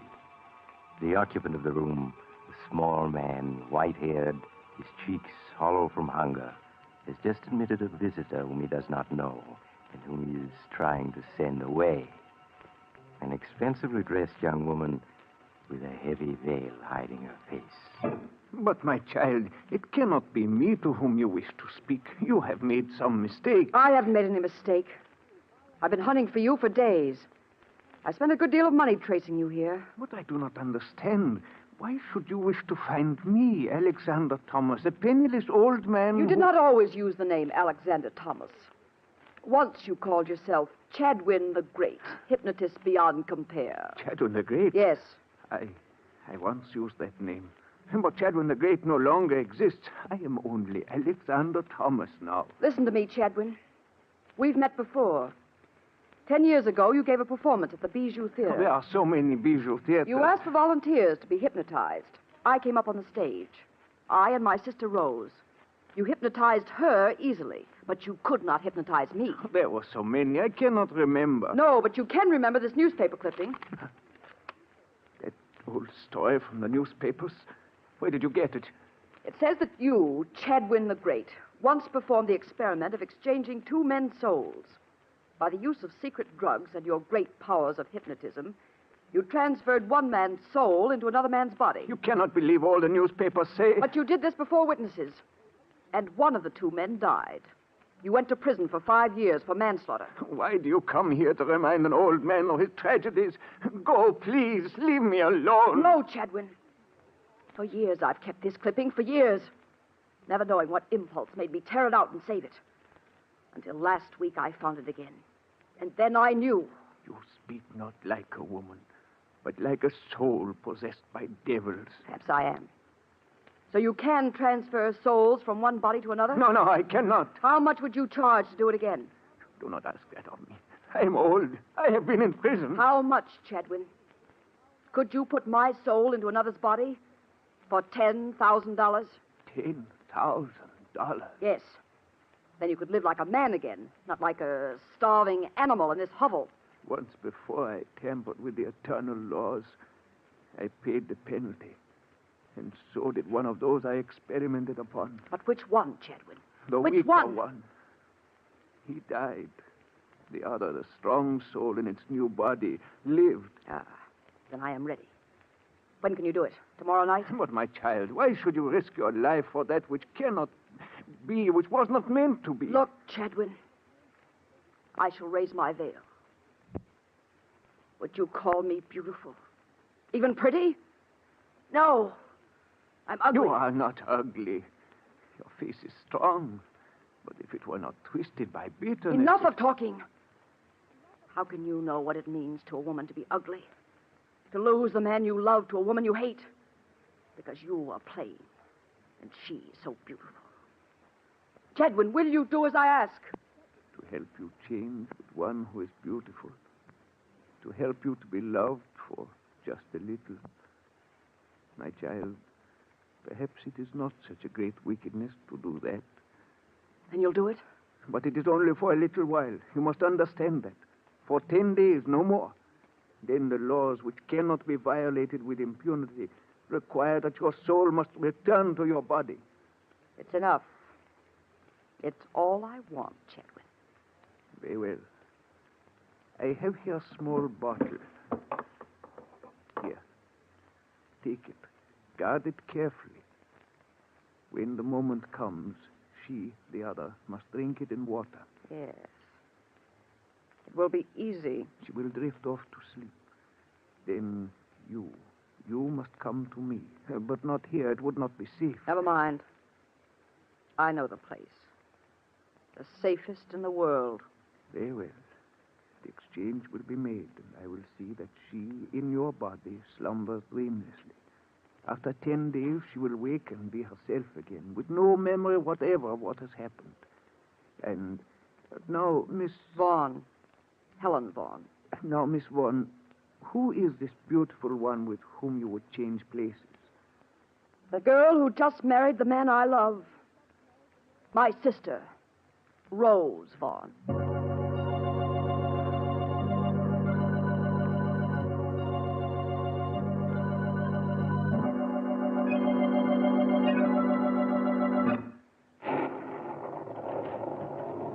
Good morning, Bessie. Good morning, Miss Helen. Where's Miss Rose? She's gone downstairs yet? Mrs. Tabor, you must learn to say now, Miss Helen. Mrs. Tabor, then. She's in her room, Miss Helen. Is Mr. Tabor with her? Yes, he is. All right, Bessie, thank you. Helen, is that you? We thought we heard your voice. Come on in. Leonard's just leaving for the office. Good morning, Helen. How's the best sister-in-law I ever had? Hello, Rose. Leonard? Darling, what's the matter? I know. Did you hear what time this young lady got in last night? It must have been quite a party. Leonard, I hope you aren't keeping tabs on Helen. No, but I did hear the clock strike 3 just as her door closed. Well, me for the office. First, a goodbye kiss. Oh, gosh. I sure picked myself a beautiful wife. Oh, run along, you silly. Bye, Helen. Got a sisterly kiss for me? Leonard, don't put your arms around me, please. Well, there's sisterly affection for you. You'd think she hated me. Oh, run along, Leonard. They probably need you downtown to polish off a big deal. Yeah, they probably do at that. Okay, I'm on my way. Bye, you two. Bye, darling. Well, Helen, you are in a mood this morning. I just think you two carry this lovey-dovey business to a ridiculous extreme. Helen, it's as if, well, as if you dislike seeing Leonard kiss me. You don't have to be constantly kissing him in front of other people, do you? Helen, oh, my dear, I didn't realize. Didn't realize what? Didn't realize it. Oh, Helen, darling, believe me. Someday the man will come along who'll mean just as much to you as Leonard does to me. You'll find him. I'll help you find him. Listen, I'll give some parties and invite a lot of new men. Rose. Let go of me. Don't go gushing over me, you idiot. Helen, how can you be so cruel? Oh, stop sniveling like that. I'm sorry, Helen, but you're always so sharp when anybody tries to be nice to you. And you're always so nice to everybody, so soft, so sweet. Oh, I'm sorry, Rose. I always forget how the least quarrel upsets you. Well, here. Drink this, Rose. There's a sedative in it. Something quite harmless. It'll soothe your nerves. Oh, all right. Oh, nasty stuff. Now lie down in your bed. That's it. Just a few moments now, and you'll be drifting off to slumberland, my beautiful sister. Oh, it is quick, isn't it? Feels drowsy already. You do? And you must give in to the feeling, you hear? Don't fight it. I feel so queer. It's as though I were on a boat. A little boat. Rose? Can you hear me? Yes. Yes, Helen, I hear you. You seem such a long ways away. Such a long way. Rose, you're to come to me when I call you. Do you hear? You're to sleep for a while. Then when I call, no matter where I am, you're to come to me. Yes, I'll come to you. I'll... She's asleep. Chadwin's drug is working. The rain! Come. Well, let it rain. Yes, let the skies open and drench the earth. Let the rain fall like a curtain, like a cloak to hide the rebirth of Helen Vaughn.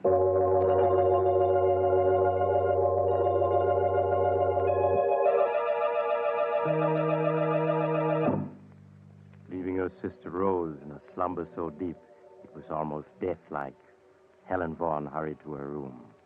There she wrote a note addressed to Rose and Leonard, explaining that she had decided suddenly to go off by herself on a trip to Mexico, and that they would probably not hear from her for some time.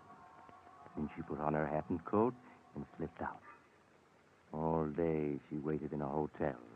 Then when night came, she picked up Chadwin the Great in a rented car and drove him through the storm into a spot well outside the city, where she turned into an ancient cemetery. There she brought the car to a stop before a low building of white marble over which ivy and moss had grown for many years. With a heavy key, she opened the massive padlock And they entered, shutting the door behind them. The air in this old mausoleum is dank odor of a charnel house. But where else could the living lie asleep, peaceful and undisturbed, as safely as here among the sleeping dead? No, I will not go through with it. You already have your money. You cannot back out now. Then in heaven's name, let us be finished quickly. Quickly, yes. The storm should hide the car from the cemetery guards, but we must take no chances. Now, here's a flashlight I brought. I'll turn it on. Look there, Chadwin, at the tiers of compartments this tiny stone building holds. Each compartment with its iron door, each holding within it a coffin in which lies the dust of a Vaughan. I see them, yes. 12 of them. This one, here on the bottom, is empty. Meant someday to hold the body of Helen Vaughan. Tonight it shall receive her. No, this is madness. I'll open it. There. See that narrow, dark compartment? So small, so quiet, so restful, so safe from disturbance. In it for the next 10 days shall rest my body, holding the soul of my sister Rose. No, there must be some other way. None that is safe. While my body sleeps and I am absent from it, it must be where no one can find it. And here, no one ever will. I do not like it. Hold the light. I'll slide into it. It's quite roomy enough. The stone is chilly, but what matters that to one who is asleep? Going. Rose Vaughan, hear me. Enter the body that awaits you here. Enter quickly and wait.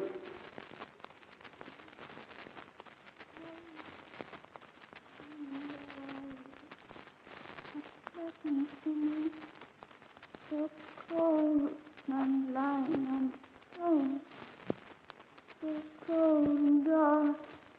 Helen. There is nothing to fear. Sleep, my child. Please. Yes, I sleep.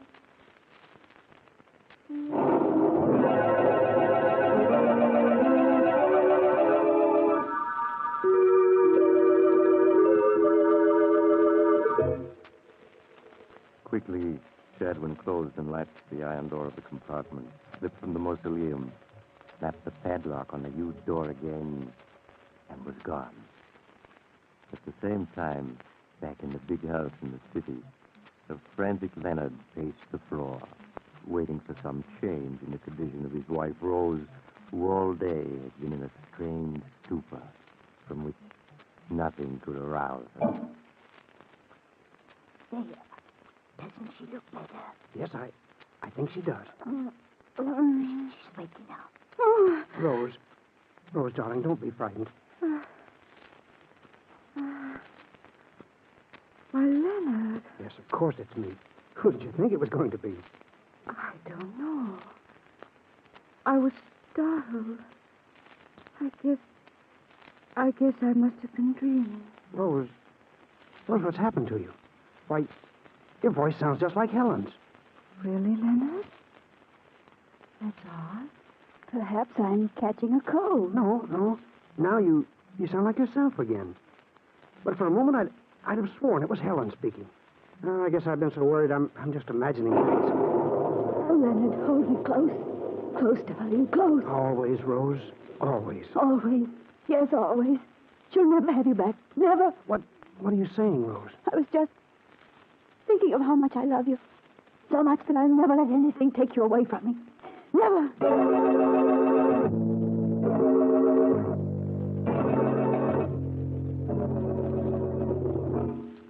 In the days that followed, Leonard found his beautiful wife, Rose, strangely changed. You've been different somehow these last 10 days. In fact, ever since Helen went away so unexpectedly. Have I, Leonard? How? Well, you've been gayer, more headstrong, too. It's almost as if you'd acquired a whole new character. Well, perhaps I have. And how do you like this new wife of yours? Well, I do, and I... Don't? Oh, please, I don't mean it.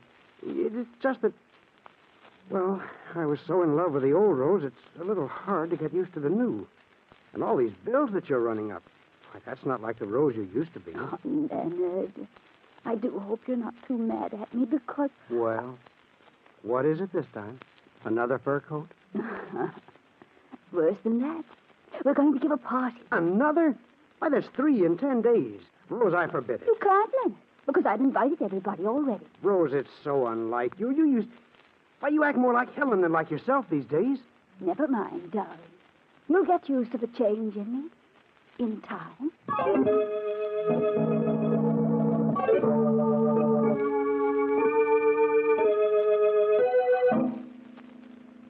Ignoring her husband's displeasure, Rose, or should I say, Helen, went ahead with her plans for a party that night. And when early in the evening, a small gray-haired man presented himself at the door and asked for her, he sent word by Bessie that she would not see him. I'm sorry, Mr. Chadwin. Mrs. Tabor says she cannot see you. She says she does not know anyone named Chadwin. But she does. 10 days ago I was here. I gave you an envelope for her. It had a key in it. Oh, surely you remember? Yes, but just the same, she says she doesn't know you. Now, please go, or I'll have to call an officer. Did you tell her what I said? This was the 10th day? Yes, and she said she had no idea what you were talking about. All right. I'm going. I must do what I can by myself.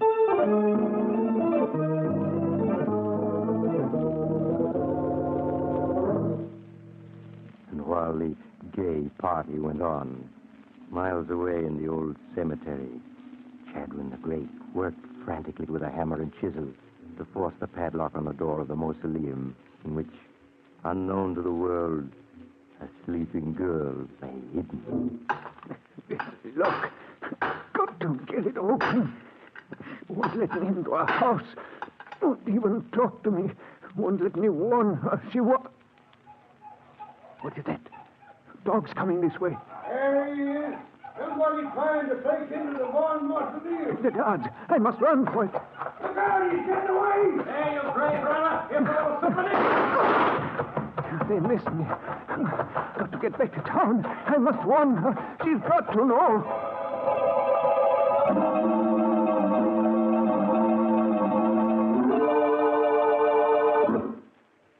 Miss Vaughan, thank heaven this time you heeded my message. I won't have you coming around to my house this way, do you hear?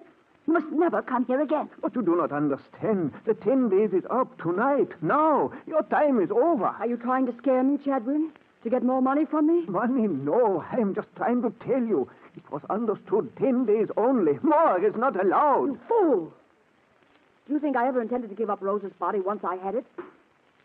In that narrow crypt in the tightly locked mausoleum, my body has long since died from lack of air. And Rose has died with it. But I remain alive. So, that is what you planned. I should have guessed. But it is not so. Your body is not dead. It is in a sleep so deep that it scarcely breathes. Needs no food, no water.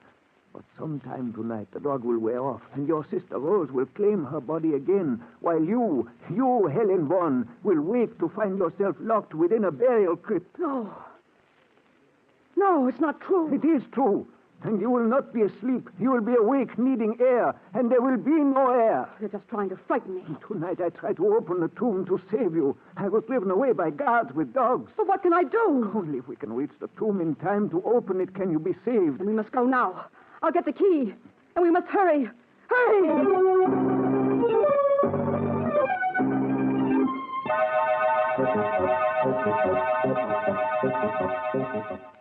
There's the mausoleum, Miss Vaughan. Pray heaven the guards are not waiting. They won't be. We fooled them by leaving the car outside and walking up this back path. Now hurry, Chip. What is it, Miss Vaughan? I don't know.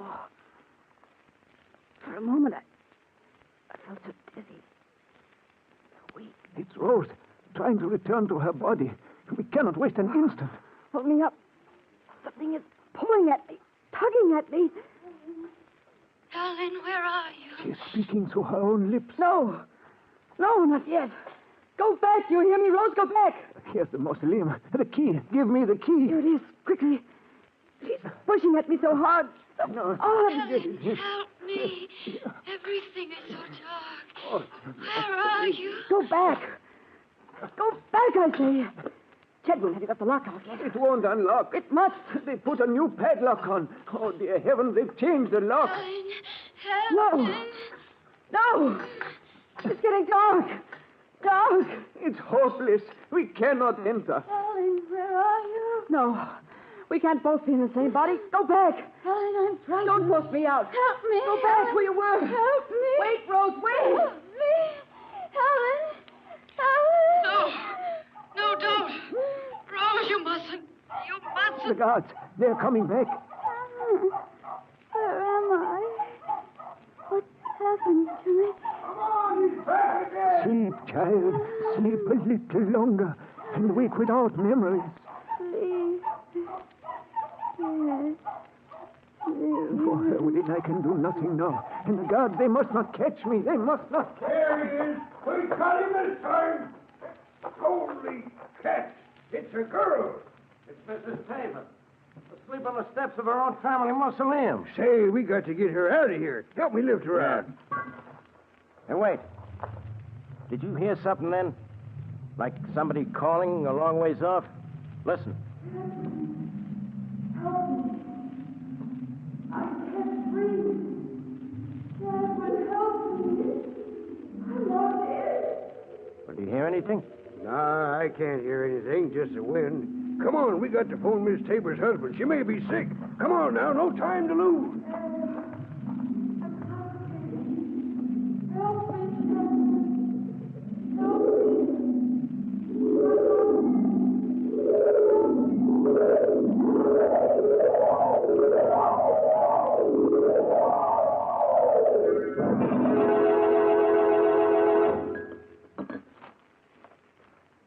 Rose, do you remember anything about a man named Chadwin? Chadwin? No, I don't, Leonard. Well, Bessie says he called several times last week to see you. The last time was the night of the party. You're sure you don't remember him? No, Leonard. I'm sorry, Oh, but... it's all right, darling. I just thought maybe you might have begun to remember some of the things that happened during those 10 days when you, well, weren't yourself. It's so strange. As if my mind had been asleep the whole time. Is there something about Chadwin in the paper? He committed suicide last night. Oh. His body was found near the old family mausoleum. He left a mysterious note saying he was paying for some transgression. How strange. I wondered if he could have given us any clue as to how you came to leave the party so suddenly that night and drive to the cemetery. Oh, but it's all over now and not worth worrying about. I'd remember if I could, but when I try, I become suddenly frightened and feel as if I were locked in some dark, tiny space where I can't breathe. All right now, darling, all right. Let's forget the whole thing. Now, let's see what came in the morning mail. Maybe there's a letter from Helen. You know, it's high time we were hearing from her. She's really not acting much like a sister, being gone so long without even writing a letter to know where she is.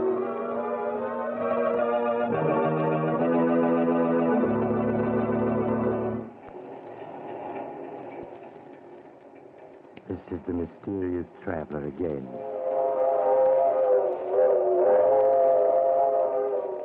I'm afraid Leonard and Rose are going to have to wait a long time for a letter from Helen. In fact, I'll be very much surprised if they ever get one. I suppose it'll never occur to them to look in the old mausoleum. In fact, since they both feel a distinct aversion to going near it, it may never be opened again. But I don't suppose that'll make much difference to Helen. Now, if you were wishing you could step into somebody else's shoes, maybe what happened to Helen will make you change your mind. You know, I knew a man once who he stole somebody else's body, only to discover when it was too late that he... Oh, you're getting off here? Well, perhaps we'll meet again soon. I take this same train every week at this same time.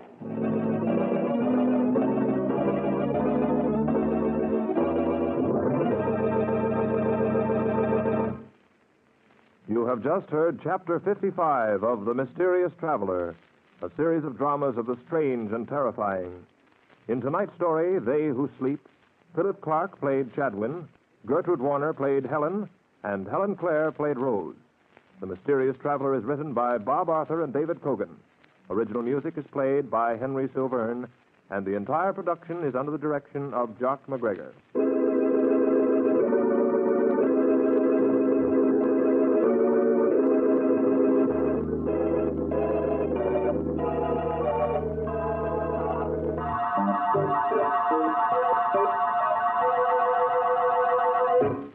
Listen next week to a tale titled Escape Through Time. Another tale of the Mysterious Traveler.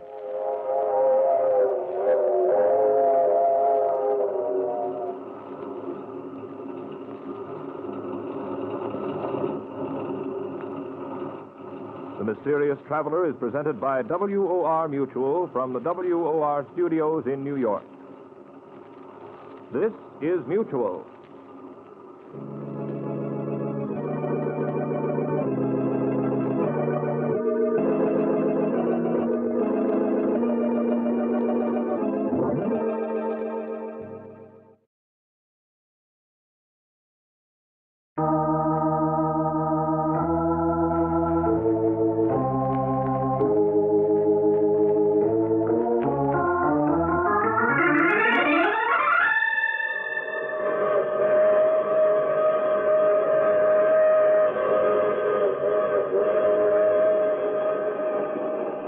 Mutual presents The Mysterious Traveler.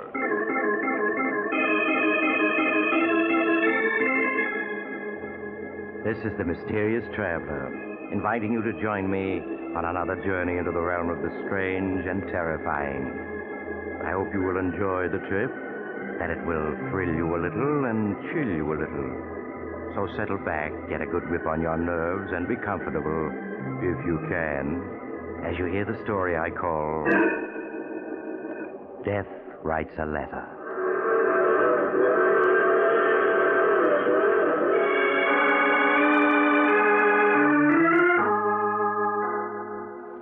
My story begins last summer in the townhouse of Martin Drake, a well-known financier. Martin is deep in argument with his older brother, John, as his daughter, Susan, enters the room unnoticed. John, how can you possibly believe in such things? Spiritualism, nonsense is a better word for it. To a skeptic, everything is nonsense. But if you'd seen and heard what I have, you too would believe. Hello, Father. Uncle John. Hello, Susan. I see you two are up to your old arguments. Well, your father's a very stubborn man, Susan. Well, I may be stubborn, but I'm no fool. Imagine believing in spiritualism, telepathy, and all that tommy rot. I believe in spiritualism, Martin, and that the living can communicate with the dead. And nothing you can say will swerve me from my beliefs. Uncle John, in all these years you've been studying spiritualism, have you ever been able to communicate with Aunt Judith? No, Susan, I haven't.